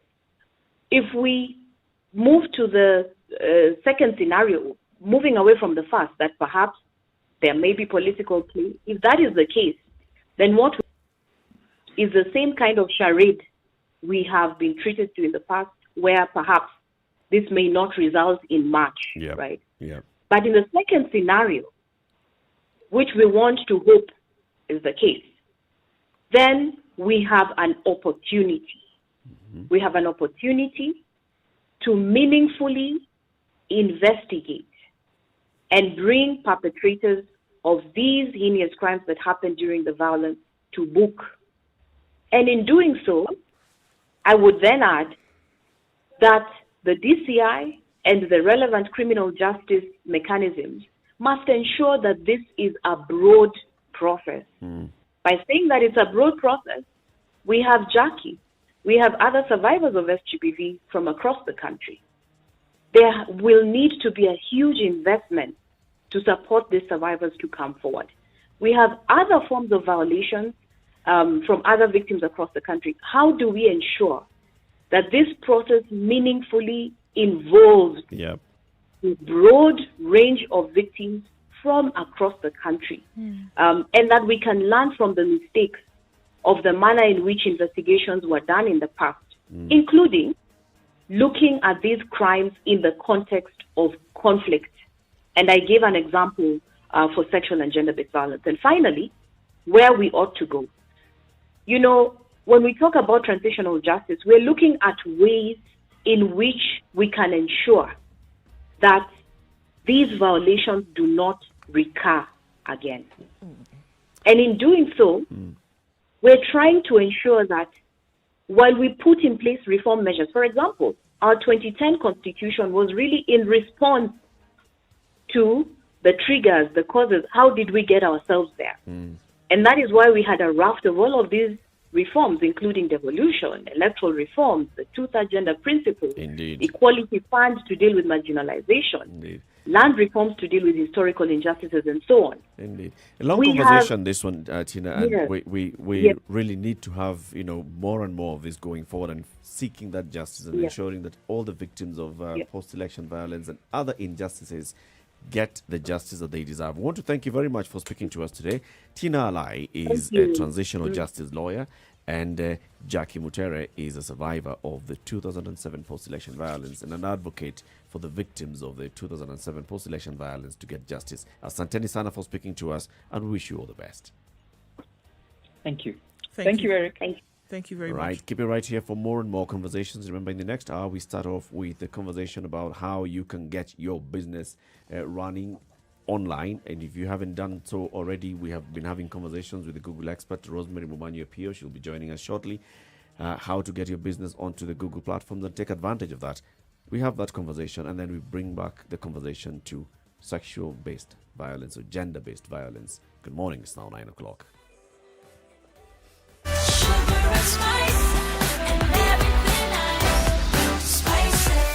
Spice up your life. 94.4 Spice FM, Nairobi. Okay, so what are we looking at? Traffic. Mombasa Road is not looking too bad today. In and outbound, we don't have as much traffic as we did earlier on in the morning. I know that there's some parts which are a bit patchy, but you should be okay for most parts. I guess it's what we've gotten used to now, eh? All right, coming out of Westlands is where we see the major drama today. For some reason, it's James Gishuru Junction. Traffic is being caused by the vehicles being kept on one side for a very long time. So there's huge traffic in Westlands. Now looking at the service lane from Survey to Town on Thika Road, it's not moving at all. Kiambu Road right there also, traffic is being stopped. It's not moving. Looking also then at Mombasa Road, some parts clogged up, but for the most, it's moving not too terribly. T-Mall roundabout and going towards Bagathi, that's where we see a lot of problems this morning. As you headed in that direction, careful because construction has begun on the walkway. So this is affecting traffic here and it's already piling up this morning. That's where we see the build-ups this morning, guys. Talk to us if you're stuck somewhere. Maybe be able to provide an alternative from what folks are sharing this morning. Spice of MKE on Twitter or text us on 40127.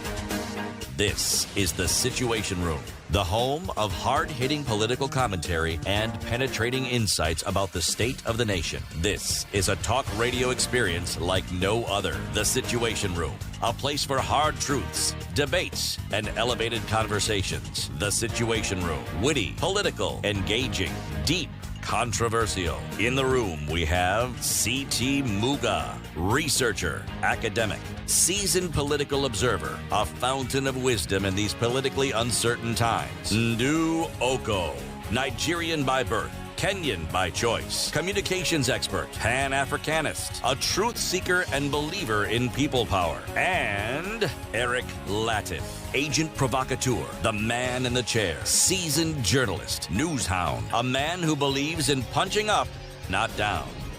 This is The Situation Room, the only way to start your day. This is Kenya's biggest conversation, The Situation Room. We thank you very much for keeping it here, staying locked on Spice FM online, spicefm.co.ke and Spice FM KE, YouTube, Facebook, and Twitter. Let's talk business, but before we talk business, let's talk Proverbs. Today's Proverb City. Oh my goodness gracious me. Keep the door locked. Yes, I know. I'm thinking I should have actually provided a different proverb. After today? Yep. Opportunity does not knock until you build a door. Opportunity does not knock until you build a door. Opportunity should learn to say hodi. Have to. And if you're looking for opportunity, Hodi? learn to build a door. Learn to build a door. Okay. And a door doesn't have to be physical, doesn't have to be literal. Yeah, we got that. You got that? Yes. Okay, then you get many things. So in what form is opportunity? Miss Getter. Oh, wow. Labels. Okay. Well, I mean, what are we talking about here? If you're saying that, you take advantage of an opportunity that comes to you, but you have to have created the space, right? You have to have done certain things to make sure that it's lined up. It's not just going to show up if you sit and wait for it. Really? Yeah. I thought it just showed up. You did? Opportunities will present themselves, and Yes. when they do, take Present advantage. Be ready. Present themselves. You seem to be suggesting that I should look for opportunities. Oh, that too. You could. Okay. But once I look for them, I should have a door that it can knock on. Walk around with your door. Hello, opportunity. I'm ready. Knock. I'm ready. Knock here. Yeah. Okay. So opportunities are knocking on this particular door for your business and getting your business online, getting your business to expand, taking advantage of free tools that have been provided by Google and other platforms that you can use to grow your business. So we've been having a conversation with the Google expert, Rosemary Momanyo-Pio. She's the SME lead for East Africa at Google. So she knows these things. She understands how best to get yourself online. This week, she is doing what all teachers do. It's exam week. And she's also just giving out the entire, I just remembered the Maziwa ya Nyayo when we were in school. Closing day. Number one, you go home with an entire box of milk. On closing day. Wonderful days, huh? Yeah. And books and pencils. See? See? Lovely memories. Just that you understand, those are demarcators of the era in which one went to school. All right. Okay. In your era, No such thing. go home. Go to school, go home for lunch, come back to school, then go home. That's it. And when the term is over, When the time is over, closing day. Usually there was prize giving day. Yes. And usually how that goes on, you need to have done well in your subjects or in some sport for you to be given number Be 1, recognized. 2, or 3. 1, 2, 3. Yes. Yes. And so when we were getting milk, what were you getting on that prize giving day? If you wanted to drink milk, you needed to have carried it from home. I thought you were going to say you needed to have brought your own cow. Well, the cow needed to be at home. That's also an alternative. But you need to have brought your own milk. If you wanted to eat anything in the school, you need to have brought it from home. Yes. So what prizes would you get Books. on prize giving day? Books. Right. Books. But again, you needed to excel. And usually, the book would more or less commensurate with the subject in which you had excelled in. So if you were a math whiz, they gave you a math book. Yes. But some cases, I remember they used to Square ask what root sort of book you would like. So you had a choice. Of course, How many of you went to that plain book? The one for drawing. I don't know, because see, Number one needed to appear like a chop. I don't remember ever getting a prize in primary school. I don't remember. And recognition in high school was actually on closing day. Even in high school, I don't remember getting a prize. Okay. That number one, But two or you three. remember what others were getting. I remember vividly. Yeah. Yes, I was there when they were getting it. The things that I excelled in, unfortunately, they didn't offer prizes. So the unfortunate thing. Just like the subjects I was really good at were not examinable. No, not exactly. The ones we are discussing are examinable, and they are wonderful prizes being given out by our Mwalimu, Rosemary Momanyo Pio. She joins us again this morning. Good morning, Rosemary. Good morning, Eric. How are you? Very well. Morning, Drew. Morning, City. Good morning. Good morning, Rosemary. Okay, so Mwalimu, today another day and another set of questions, more goodies to give away. More goodies to give away, exactly. Yeah. Okay. So shall I ask the question? Yes. Okay. So now that we are able to understand what tools are available to SMEs or businesses to come online, I want to know what specific tool did we create to help businesses create marketing assets that they can either post on social media like Facebook or Instagram, or they can print them out and post them in their physical presence. I want the name of that specific tool that was developed just for that role to build assets for businesses. When you say asset, That's number one. people start thinking about, building assets. Financial market, digital assets. Eric, what do you think That's the assets first are, question. in the general, It is still jargon. I mean, it's Flyers, investments. posters. Chief, even if you want a So we screwdriver, also it's an have- asset. Yeah. They've got to be physical. So it's digital assets, like you've said. Flyers, posters. Exactly. So you use this particular And then- tool to build those flyers and posters. Yes, and you can either post them on social media, or you can print them out and post them in your physical presence. Okay. Right. That's the So that's question one. number one. The name of that particular Yes. tool. What is the name of that particular tool? And I take it that the name of that tool is not a smartphone. You're correct. It's not a smartphone. Fine, then let's go on. and it's not Then, Photoshop. Wow. It's not Photoshop. Yeah. Swali number moja. Number number two. How can they access this specific tool? Okay. And then the bonus question: is there a prerequisite for a business to be able to have to enable them to use this tool? If so, what is that prerequisite? So you must have something for you to be able to access this tool. Something to get Yes. something. Something to get something. Do you remember that day Yeah. of this lesson? That's the day you didn't come.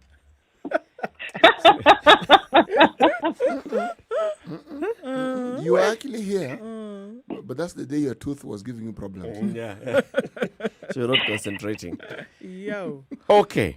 For a chance to win this beautiful. Okay. What are you giving out today, Rosemary? Yesterday you added a couple of things into this hamper. Yes. So we are giving again 2 hampers today, and also in each of those hampers, we're going to offer complimentary coupons for a first month of Google Ads. Actually, we're giving away 3 hampers. Sorry, 3, because we only gave away 1 on Monday. Yep.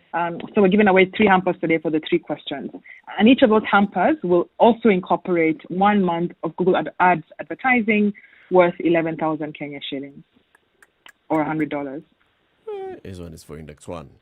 0719-012-600. If you believe that you're Index 1 in this Google class, please call in 0719-012-600. You go home with all these 11,000 shillings worth of Google advertising for a month.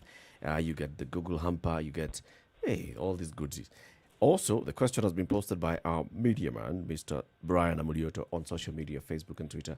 If you can also respond to that on Facebook or Twitter, you stand a chance of winning this. We already have a caller, Brian in Kisumu. Good morning, Brian. Good morning. So we spoke with you yesterday, and you hadn't done this, Nini. So and you are trying to get the today. Hopefully, I'm rooting for you, Brian. Yes. Which question do you want to attempt? 1 or 2 or 3?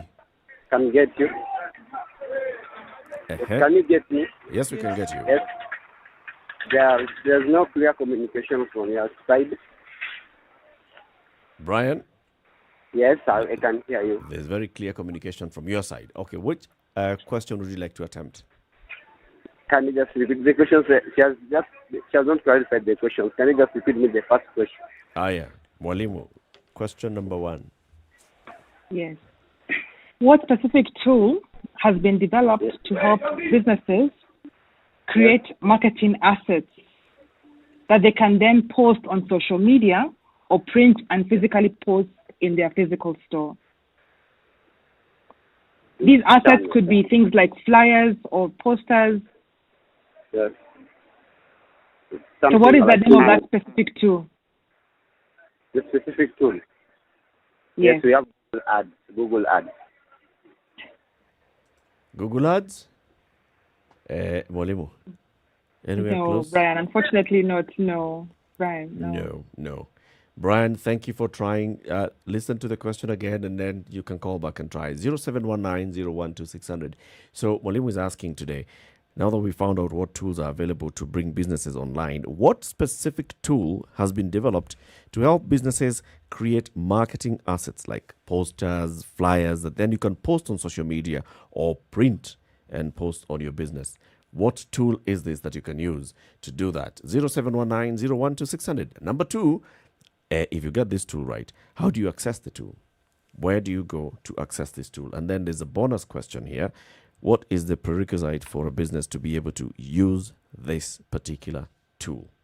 What is it that is a prerequisite for you to be able to use this particular tool? 0719-012-600. Many callers coming in. We're going to be picking them. And also the question is on social media. It's just so that we can, revise. This is revision time and exam time.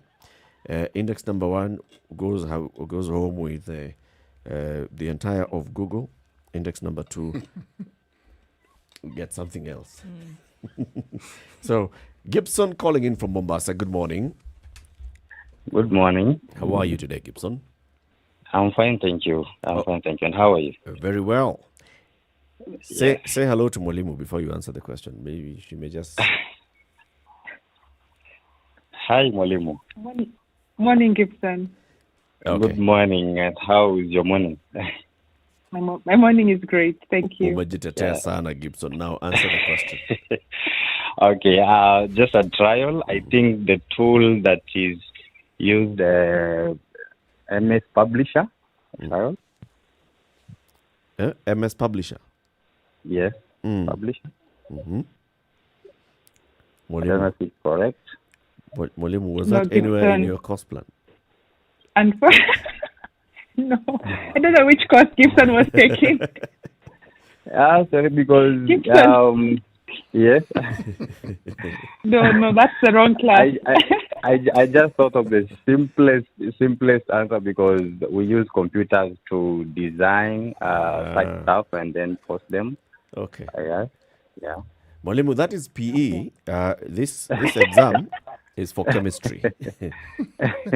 Gibson, so try again. Yes. Thank you, Gibson. Njeru in Thika, good morning. Good morning, too. All right, you want to try the questions? Yeah, question number 1. The answer is Google Graphic Design. Google Graphic Design. Yeah. No. Unfortunately, no, that's a wrong class. Hey. All right. All right, thank you. Just assuming that you had something correct, maybe you can try the second question, how you could access it. But anyway, Njeru is gone. No, can I ask the question? You ask the question. Rosemary, is it possible for you to match any of those answers to any of the questions that you asked? Okay, clearly you can't. All right, so. Okay, more and more callers calling in this morning. There are more callers. Let's see. Also on social media, if there are any answers coming in on social media, they're anywhere close. We are asking, today's exam is chemistry. Now, if you want to come in and answer a mathematical question or biology or electricity or aviation. That will be the new program that we'll have in January. That's going to be in January. Today, it's chem, okay? And it's not chem paper 2, it's paper 1. Theory. Benson Rotich, good morning. Good morning, sir. How are you? Very well. How is Eldoret? Eldoret is fine. Mm-hmm. What business? Silent sana. What tool is this that you can use? We have Google. We can use Google. Mm-hmm. Yes. We can use Google. Yes. But what specific tool that's been created by Google can you use? Google Analytics. Analytics. Yes. Okay, you are in chemistry, but you are responding to a whole different topic. Mwalimu, is he anywhere close? Benson is in paper 3. We need paper 1 answers for chemistry. Okay, thank you, guys. Okay. Thank you, Benson. I think what we can do is give a hint. Okay, yeah. So a good hint is the first word for the answer starts with marketing. So it's marketing XXX. Something. Okay. Yes. It's 2 words. Mm-hmm. 2 words. Marketing X. I have an option here that I'd like to suggest. Please. Can you just tell us the answer so then we can see if we can repeat what you've said accurately? You can't get the prize, CT. You can't get the hamper. We've got a good leakage. Marketing something is a 2 words. Marketing something. The first word. Yeah, the first word is marketing. And this is a tool that you can use. With that, you just go in and you're able to create a poster, you're able to create a flyer, very nicely designed poster flyer. Then you can take that and share on your social media platforms, Facebook or Twitter or Instagram, or you can print it out and even dish out on the road. Yes, right? Correct. Or post it Correct. on your business. Salim is calling. Let's wait and hear what Salim has to say, whether he's going to be able to get it right. If Salim doesn't get it right, Mwalimu, I think just give us that lesson again. Just assume. I will. You teach us again, and then I'll tomorrow teach ask again. us the same question. Actually, choose a day on which, if you taught the lesson, you think it would be received better. Yeah. Yes, like Sunday. Salim in Malindi, good morning. Morning. How are you today? Fine, thanks. Marketing XXX. Find X. Yes. Market finder. Market finder. Yes, I think. This is a tool. Well, yes, that's how I understood it. It's a tool, and if you wanted to maybe, access the marketing, the flyers and everything, I think, the way I understood it was there's search, there's display, and then there's Google. And, I'm understanding that maybe under those, you also find market finder, which I hope then would allow you to do all those things, like, do your own flyers, maybe post them online. As assistant teacher, as the prefect in the class. Self-appointed, No less. Market finder is very close, but it's not it. It's actually marketing something. Yeah, that's okay. But in any case, I think I've benefited from whatever Google is offering. I already have the benefit of the hamper, but I thought I'd just try my luck. Thank you. Thank you very much. Thank you very much, Salim. And that's a very good attempt. There's Dominic also on the line calling in from Imaradaima. So we try these ones, and then we see if they don't get it, then you just give us the answer. Dominic in Imaradaima, good morning. Good morning. How are you? I'm very fine, guys. What about you? We're fine.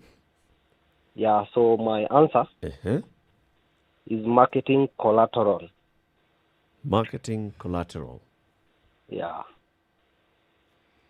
It's good. And that was a response to which particular question? The first question. Hapana, Dominic. Really? Mwangi in Westlands, good morning. Morning, Eric. What's your, let's see you attempt this one. Is it marketing and analytics? Marketing and analytics. Mwalimu? No, unfortunately. Okay. Higher. Thank you very much, Mwangi. Listen to the All right, answer, thank and you. then tomorrow you answer this particular question. Mwalimu just state, you give us the answer, and then tomorrow you can actually take us through this lesson again. Yes. The answer is marketing kit. The answer is marketing kit.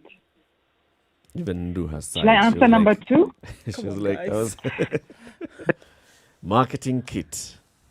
Marketing kit. How do I access And- the marketing kit? You go to g.co/grow Africa, and you click on the tools for businesses, and it's the first link, marketing kit. Okay. And the prerequisite to be able to access this tool is you need to have a business profile. That's it. That's it. A free business profile. So you need to have a free business profile created. And now this is the Google My Business, right? Google My Business, exactly, yes. So you have Google My Business and you're able to access the marketing kit. The marketing kit is, it's like a, what is it? Like a design tool, right? It's like a design tool that has been customized for anyone who has a Google My Business profile. And it helps you create flyers that you can post on Instagram or Facebook, or you can print them out and post them in your physical presence. Okay. It's like a free graphic designer, or like having a designer working in your hand that you have no experience with, but you're able to use this tool to help you design posters and flyers that you can then communicate who you are, offer promotions, drive engagement. So it's a powerful tool, and it's called Marketing Kit. Marketing kit. Marketing Kit. Now, you know what? Let's just assume that this is leakage today for tomorrow's questions. So ask the same questions in a different way tomorrow. You see. Okay. You see. You will We see? Yeah, you And then will prepare see. 6 hampers. Prepare 6. It was probably hard. My apologies. I was hoping it was going to be easier, but okay, we'll do better tomorrow. All right. No, it's actually a good way to jog our memory into this class that you taught a couple of days back, to get leakage into more and more of the lessons that we've had so far on the growing your business with Google. Just go to our YouTube channel, Spice of MKE. You'll find a playlist there. Just search Grow My Business with Google. Grow My Business. You'll find all the lessons broken down into every episode for every day that Rosemary has come and taught us. And then you'll get all the information. At the same time, just go to google.africa118.co.ke. That's google.africa118.co.ke. It gives you access to the partners that are working with Google to help you get your business online for free. There'll be a form there. You can fill up the form and then they call you back. Or there'll be a number and you just call the number and they speak to them, and then they'll get your business online within 24 hours, free of charge. After that, they also take you through how to use the marketing kit, how to use the market finder, how to advertise your business online, and everything else, how to link your location to the Google My Business profile and everything else. Rosemary, thank you very much for today's very hard exam. My pleasure. My pleasure. So tomorrow, we will get everything right. Yes. Have a lovely day, Rosemary. And you too, Eric. Thank you. Bye, City. Bye-bye. Time for us to take a quick break. 25 minutes after 9. And this is Kenya's biggest conversation. 87.9 Spice FM, Mombasa. This is the Situation Room, the only way to start your day. Spice up your life. In the face of COVID-19, life has been adversely affected, with nearly all schools in Kenya lacking basic hand-washing facilities, affecting more than 19 million children. Together with Davis and Shatleaf and True Black, we, the Standard Group, have partnered to collectively unite other corporates and individuals to join the initiative towards setting up basic sanitation facilities around the country. For more information, send an SMS to the short code 40616 or email standwithkenya@standardmedia.co.ke. Time to come together for tomorrow. It's our future. A partnership by Davis and Shatleaf and True Black and the Standard Group. This week in your Nairobian newspaper, find out what drives mothers to turn against their innocent bundles of joy. Men supporting FGM but seek uncut for mpango and second wives. Preacher Natasha blasted for showing off in Nigeria. Panty thief denies charge despite being caught on camera. Bahati man accused of touching a woman's butt escapes rape charge. Also, find out why corruption in Europe is just as ugly as it is in Kenya. For these and many more stories, grab a copy of your favorite newspaper, The Nairobian, to make your week an interesting one. The Nairobian. We know where you live. Okay, so we are looking at cloudy conditions in parts of Nairobi. We'll see a high of 22 today. Mombasa, sunny now after the rain in the morning, and we'll see highs of 28. Nakuru also still experiencing rains at this point at 16. Eldoret, we're looking at rain for most parts of the day as well. Highs of 18 at the moment, and then going to highs of 22. Kisumu at 22, we'll go to highs of 26, and the rain continues there. Malindi, sunny conditions, going to highs of 28, and looking into Kakamega, 19. Currently going to then highs of 27. Nyeri at 17 degrees. We'll see thunderstorms for most parts of this morning. It will phase out and then come into showers later on. So it looks like in Kenya. And then out into Johannesburg, we're looking at clear skies with highs of 19 today. And in Kampala, we're looking at rainy conditions for most parts of the morning, going to highs of 27. Also continues to rain in Dar es Salaam, going to highs of 26 today. Lagos, the rain has stopped for now. Clear conditions with highs of 32. And in Kinshasa, the rain is back now with highs of 30. Out into Paris, and we're looking at clear conditions for now. Chile as well, highs of 11. In Beijing, we're seeing highs of 9 and lows of -3. And then out into London, 10 will be the high today, coming down to lows of 3 as winter now officially sets in. And New York now on Wednesday morning, we'll see highs of 11 and lows of 4.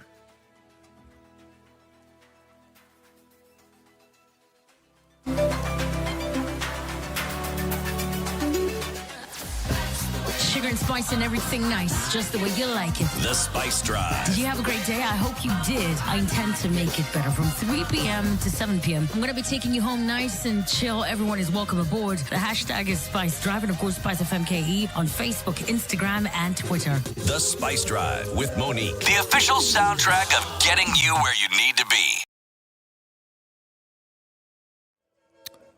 All right, what do we look at now? Outer Ring, where there was an issue before, is moving smoothly now between Donholm and Caltex. That's open, and you have no problems there.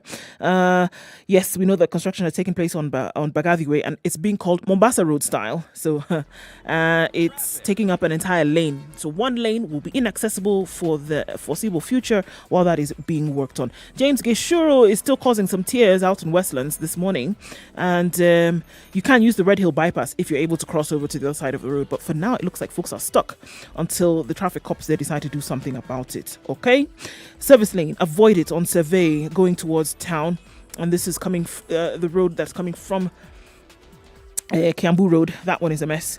Mombasa Road is looking a little bit better now. It's starting to open up, but we still have the problem right about Cabanas there. The stage, it's going to take some time before that opens up. Okay, so traffic is dissipating in some areas, clogging up in others. It's a normal Wednesday morning. Spice of MKE. Talk to us, tell us what you see in case you get stuck, or better yet, you find an alternative that everybody can use.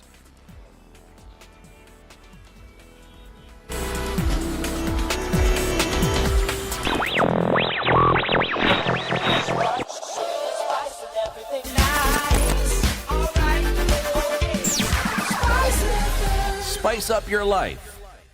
Mature, intelligent talk every morning. Spice up yourself.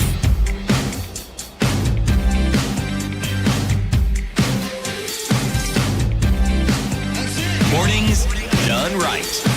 94.4 Spice FM, Nairobi. This and every morning is Eric Latif, CT Muga, and Nduwoko. There's something big about today, and we started by saying that today, the 25th day of November.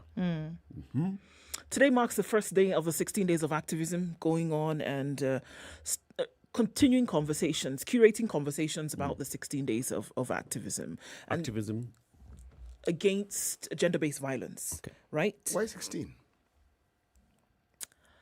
There's a history in that, and it was going out into the streets after this first massacre of these. There were 16 young girls who were massacred in a particular area in France. Many years ago, in the 1960s. And one of the three ladies who came out speaking out against this was then killed with her three sisters thereafter. And so it began this global protest in trying to make sure that the voices of those who are coming out speaking against violence against women and a particular gender then would be spoken about. And so over these 16 days, now until the 10th of December, which culminates in World Human Rights Day, then would be saying that, can we have the conversations, whether it's making sure that countries are funding the kit to make sure that gender-based violence is fought? Is it saying that having those uncomfortable discussions or having those uncomfortable conversations to make sure that it's out there? Whereas in some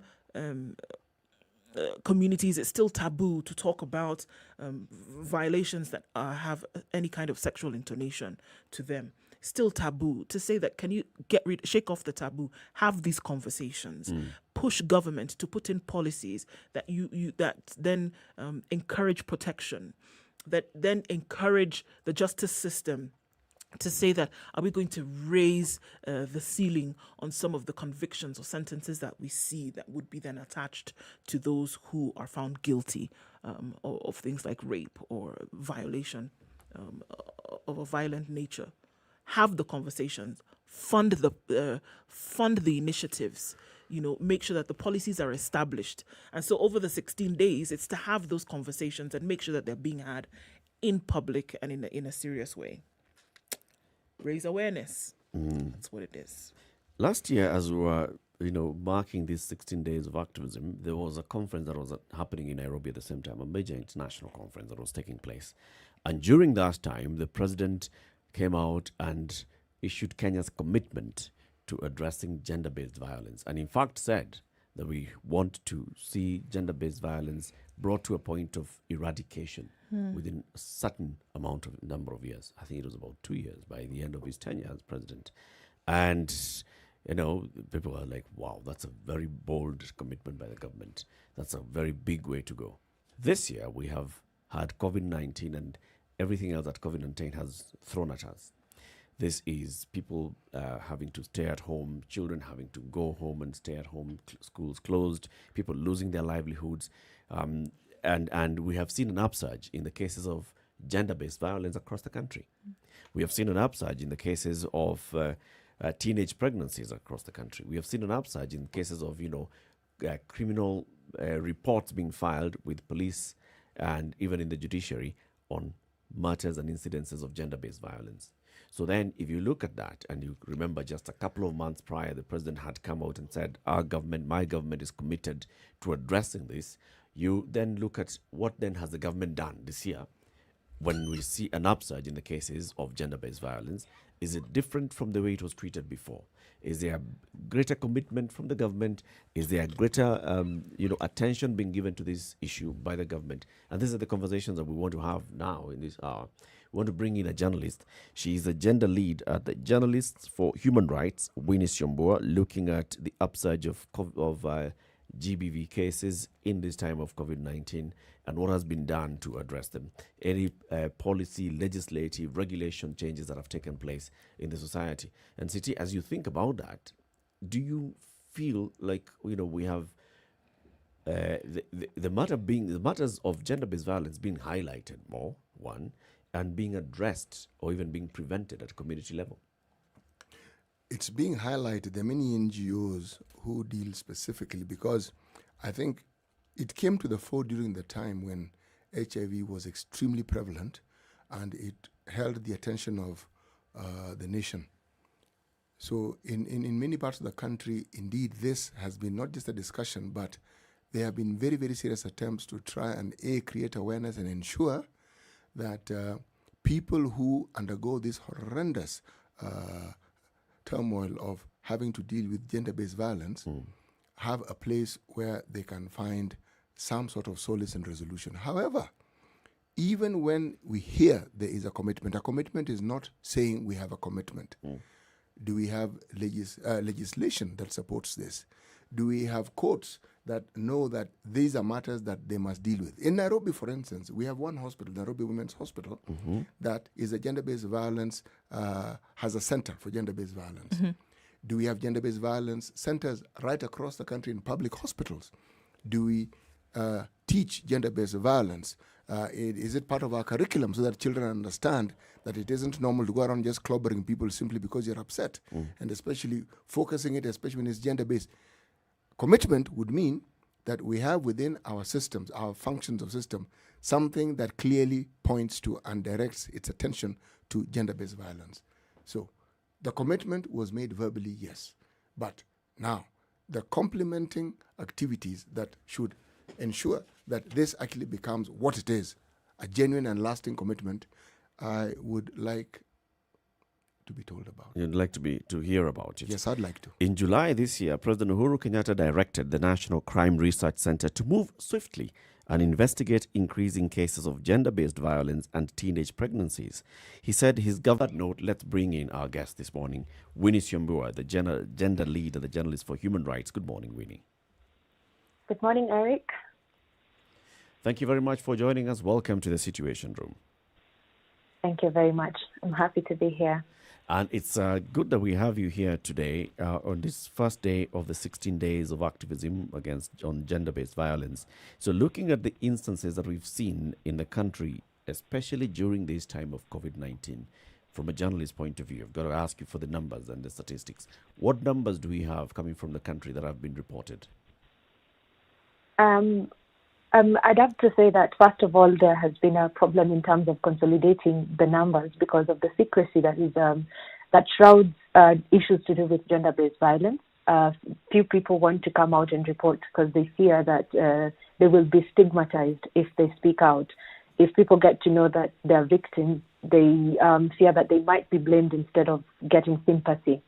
And so the numbers that we have are not that clear, but at least what I have right now is that in the month of May, for instance, we had about 753 cases reported, 33 of which were reported by men. We had in June 785 cases. In August, we had 810 cases. In September, we had 966 cases. And what we're seeing out of these numbers is that we see that there is also a high reportage of of gender-based violence cases by men. Because in June, for instance, it was 33%. In July, it was 43%. In August, we're seeing 38% of the cases being reported by men. Out of these cases, we've got in the month of August, we have 631 cases involving physical assault, and 966 cases were about psychological torture, which is a form of gender-based violence, but is rarely reported because many people tend to think that it's normal for people to have a spat between themselves, but then the psychological effects of that have got far-reaching consequences on human life. Other than that, you properly alluded to the rising number of teenage pregnancies. The first instance of teenage pregnancy was reported in Machakos County, and at first I think it was picked by Twitter, and the stories around that was that it was a little bit sensational, and people thought that the numbers were a lie, but if we look at the numbers we have currently, that the month of, September, the numbers that we have on teenage pregnancies were 3,964 girls under the age of 19. That is a large number, and those are the numbers that we know. Remember, a lot of girls who fall pregnant do not attend antenatal care clinics. So the numbers we have been picked from those that have attended the antenatal care clinics. So if we were to pick the rest of the numbers of those who haven't gone but are still pregnant and are sitting at home, it would escalate to possibly up to 5,000 to 6,000 children. Let me ask this question, if I may. Would you say, just anecdotally speaking, of course, that the numbers that you don't capture, just by virtue of the nature of what we're discussing and how it is people handle it, the stigma involved, the issue of parents involved, would you say the numbers that we don't capture are likely to be more than the numbers we actually capture? Yes, I would confidently say that the numbers we do not capture are more. again, as I said in the beginning, there's a lot of stigma that surrounds gender-based violence. And gender-based violence varies. It could be battery at the home front. It could be rape and defilement, or it could be psychological torture. So issues to do with rape and defilement, and of course domestic violence, nobody wants to speak out. And so they'd rather heal from the hidden spaces of their homes instead of coming out to say that I have been battered, I have been raped, I have been defiled. And so with that secrecy, a lot of statistics get lost, and it's the highest number of statistics that gets lost. Mm-hmm. So what are we looking at in the country now? If we're looking at gender-based violence, the conversations that have been previously had, if we were to give a scorecard in terms of, yes, declarations have been made in terms of what has been said would be done. If we were to give a scorecard of what the country looks like when it comes to these discussions, what are we looking at for Kenya? I think a scorecard, I wouldn't give a scorecard in a general sense of view, because I would like to recognize the efforts that the civil society has put in place towards eliminating gender-based violence, and the government has also tried to put in place certain measures to see to it that gender-based violence is eliminated. So with the civil society, I'd say that their efforts can possibly be rendered up to about 60%. When we come to the government, I feel like the efforts the government is putting in place is up to about 30%. So I feel like there's more room for government to do more. Putting in place, we've got really sound policies and legal frameworks as a country that support gender-based violence. But then again, when it comes to the implementation, there's a bit of a problem. And I see a space for government to come in and act more proactively towards ending gender-based violence. I'd also say that there's need for concerted efforts by the government to fund initiatives that have been put in place both by the civil society and by the State Department for Gender, funding them properly so that we can address gender-based violence conclusively. It is a scourge, to be honest. And for me, I always say that it's a shame that in 2020 we have to be speaking about gender-based violence in the terms that we speak about it. Why do you say it's a shame? It's a shame because you would want to imagine that as a country we have evolved in terms of our thinking, in terms of our cultures, to the sense that we have now recognized women and girls as an important part of society, and to be in a place where we know the issues that bring about gender inequalities between men and women. Those are things, I would want to imagine that we've gotten to a point where we have a better understanding of those issues. And so with that understanding, then it comes about that we would be keen on eliminating gender-based violence based on the understanding of the issues that I'm talking about. So that's why I feel like it's a shame. Gender-based violence in this country, if I may just chime in, focuses its attention on violence that men meet. Well, that men actually perpetrate and focus on women. However, gender-based violence should also refer to violence that women also mete out to men. Now, why do I bring this issue up? What I actually want to ask, that was just a by the way, what I actually want to ask is this. From the statistics that you have gathered over time, would you say that matters of gender-based violence are actually managed and handled in this country by everybody else other than the government? It would be unfair to say that the government is not handling matters to do with gender-based violence. As I said, there have been efforts by the government to put in place some structures. I think I didn't ask it properly. The bulk of the efforts being made, that's what I meant to ask. Yes. Are they being managed by everybody else other than the government? Yes, I would say so. All right, now tell me about these efforts that the government has made so that I can hear it. Apart from policies and so forth, what else have they done? Well, I think the government has, at the upsurge of COVID-19, we saw the government putting in place a hotline, which also had they're called telecounselors, who would support victims who would call in to report cases, and it also acted as a link between law enforcement and healthcare service providers for victims. And I think some of the ambulances there were ambulances that were set aside to perform rescue services for persons who would call in and say that they've fallen victim of gender-based violence and were requiring medical attention. Other than that, we've seen a little bit of county governments coming in and putting in place, like Makueni County has a rescue center, a safe house. We also have Kilifi, Kwale, Mombasa counties putting in place government-sponsored counselors who have been counseling citizens who are calling in from those counties seeking healthcare support services. The National Government Affirmative Action Fund has been distributing dignity kits to people who are adversely affected, and also distributing the dignity kits to women in informal settlements in rural areas and those in need in other spaces in the country.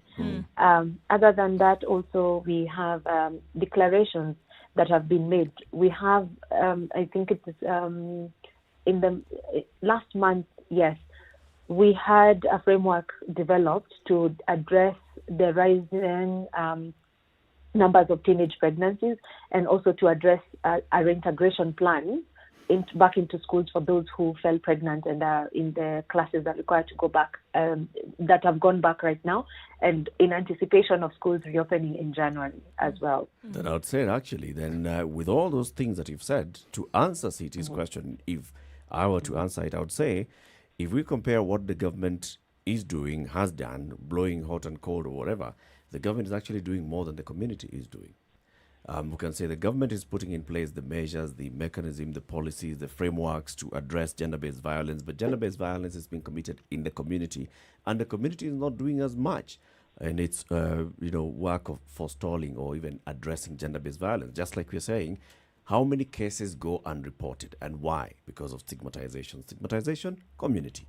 How many cases are being perpetrated in the community? The government is doing a lot more than the rest of us are doing. And we should also make the same similar kind of effort if we are to address this. Indeed, I don't think the government has done absolutely nothing. When you talk about ambulances and you talk about centers, okay, how many centers do we have around the 47 counties? How many ambulances have they issued? See, certain things happen in the great city of Nairobi, but as we argue, that health is a devolved function, so you would assume that I'm using health here because when people suffer from this perpetration, they usually end up in health center. Yeah, exactly. Now, the social element of it, what are we actually fighting? Because we are looking at the consequences of some action, but what really is our problem? What are we dealing with? Why is it that gender-based violence becomes a hot topic as it is? And it's predominantly men perpetrating the crime against women. Why is it so? Some communities think that battering women is actually just ordinary sport. It's not something that you should take very seriously. Some communities feel that if they're not battered, women in these communities feel that if they're not battered, that their husbands don't love them. I mean, there's so many things. The dynamics of this are quite, and I'm sure you've run into things like this in the work that you've done as well. But then as we're asking the question, going through and saying, okay, with what we have today, with policies that are being put in place, I mean, are we, with what government has done and what government promises to do and what civil society is doing, can we get to the place, from what you see, whereby we are so comfortable with the conversation that we can say enough has been done? Because it's not just putting policies in place. It takes a total mind shift from what we're just talking about now. Total mind shift in some areas to say, you know what, actually it's not the best route to take to cobble, to beat somebody up and that kind of thing. Is not. There's a mind shift element here. There's a policy element here. There is an education element here that even from the age of 6 to 7, that young girls and boys need to understand what it is to have a right not to be battered, whether you're a girl or a boy. So can we get to the point where we're saying that we are so comfortable to have that conversation across board, young to old, across social strata? Can we do that? Winnie? Yes. I do feel that we can get to that point, because if you look at the efforts that have been put in place, I think about 10 years ago, the conversations that we're having right now are not conversations that were being had then, especially regarding gender-based violence. There has been a lot of concerted effort towards creating awareness, but I think there's need for more to be done, to have continuous public education that is inclusive, that includes both men and boys, so that we can challenge the cultural perceptions that predisposes women and girls to gender-based violence. And again, yes, I would like to agree with Siti that there's also the perception that gender-based violence is meted out by men to women. But if you look at the statistics I gave, for instance, you can see that there's an increase in the number of men that are reporting. When you have a number like 48% of a particular number being men who've reported that they've been battered, it means that the conversation is now beginning to shift, that men are feeling like there's an opportunity for them to speak about what is affecting them, that there's a space for them to be heard, and it can be safe.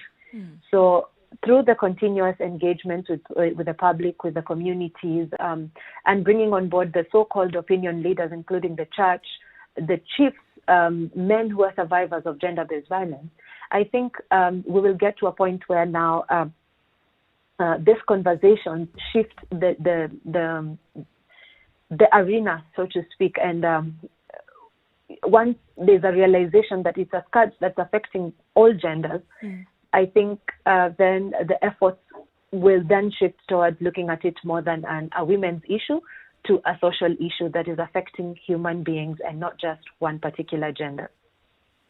You know what I find interesting is how it is that the thing that would actually matter the most and that would bring long-lasting change in the future isn't part of the conversation ordinarily. And Ndu has brought it up. We discussed it in a previous discussion in the show. This is ensuring that from a very young age, within the curriculum, not just as within the curriculum, these are things which are taught because they are part of life skills, so that people understand. They do have, remember the backgrounds people come from and how much it influences people. It is understood that education will bring a balance to this. You mix with other people, you get to learn things you didn't know. This should be one of those things, so that it becomes normal for you to think that way. Teaching grown-ups who have fixed ideas which are advantageous to them. Yeah. And when you have a male-centered society like ours, yes, they will listen, they will hear, but they won't change much. If they change, they'll change ever so slightly, just so that they look compliant. It needs to start earlier. Much, much earlier. I would like to imagine that the experts on education, those who look at curriculum and develop curriculum, would have had this kind of conversation. What is it that would make it so slow to get this kind of programs adopted, even by the government, and included into the curriculum? What is it? Is it the same thing, the patriarchy, that then still fights back, still pushes back, and still finds, no. If we start mainstreaming this conversation and inculcating these things into children, then we're going wrong? It's very possible. I can't give a direct answer to that, but what I do understand and what I do know is that the situation that the social construct that we have in this country favors men enormously. And if men are still at the hierarchy of power, they will be very slow to want that changed. Because what many men interpret, and I'm speaking anecdotally here, as anything, the moment you mention the word gender, what they hear, you mentioned gender, Woman. they hear... It's woman. Yes, and a threat to manhood. Okay? So their reaction to anything that is gender-based doesn't receive the best of receptions, unfortunately. So moving forward swiftly, it is unlikely to see the light of day if we push it in an education system. But yet, it must be. It must get there. Again, Winnie, if we just look at the numbers that you gave us, the statistics, May, the number of reported cases, 753. By the time we're getting to September, that has risen to 966. In between this, the matter has even gotten the attention of the president himself, who during one of the addresses on COVID-19 came out and said, I am directing that action be taken to reduce and curb the rising cases of of gender-based violence. But we still see that rising. What would be the cause for that? Is it that, it was just words that were uttered by the president, but those that were supposed to implement it then didn't have the necessary tools and wherewithal to go ahead and make sure that this stops? What could be the reason for this? There are various reasons. One is this is not a crime that is committed in the open. It's not like robbery. It's not like, murder, for instance. Some of these crimes are committed in the secrecy of people's houses. So being able to track and trace requires, again, what we've talked about consistently, which is the reporting structures being put in place. And so long as people are not coming out to report, then the numbers will keep rising without anyone wanting to take up, the legal measures or the law enforcement measures that have been put in place. That is one. Secondly, COVID has put us in a very precarious position because during what I'd like to call normal times, you've got everybody up and about in their business, and there's little interactions in the home front. Children are in school. They're not playing about in our estates or in our homes. Unattended. Parents are at work. But now with COVID, everybody has huddled together in their home space. We've brought the perpetrators closer to their victims without an avenue for there to be, space for this person to escape. If you look at the numbers that were reported between May and August, when we were in the spike of the lockdown, you will realize that they're also higher compared to the months before then. And this is because people couldn't go to, you see, in Kenya, if you're living in the city, your escape route is usually to go to your village. Borders were closed. Nobody could leave the city to go to their village and hide there. You still need to eke a living. Children are in the close proximities of homes. They're not going to school. They're playing about.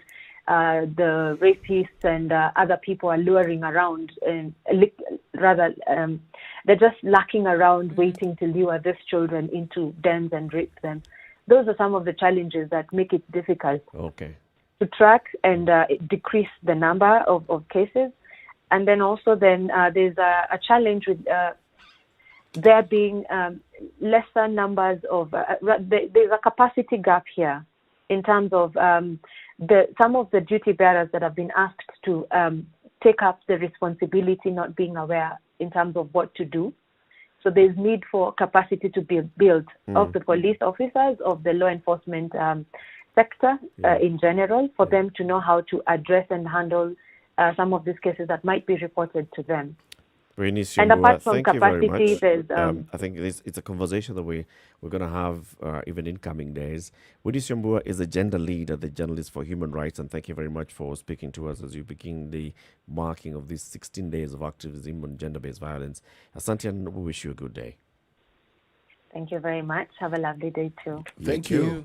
And it's about time that we also said thank you very much for tuning into the Situation Room, and we hope that you join us again tomorrow, Thursday, the 26th day of November 2020, as we just say goodbye. CT, remind us today's proverb. Opportunity does not knock until you build a door. Opportunity does not knock until you build a door. Okay. Good one. Clear, straight to the point. See you tomorrow. It's now 10 o'clock. You have uninterrupted music until 3 o'clock, and then Monique will be here to take you home, and then the adults in the room from 7 to 10, and then we'll be back tomorrow. And we will call CT Muga and Eric Latif, wishing you a lovely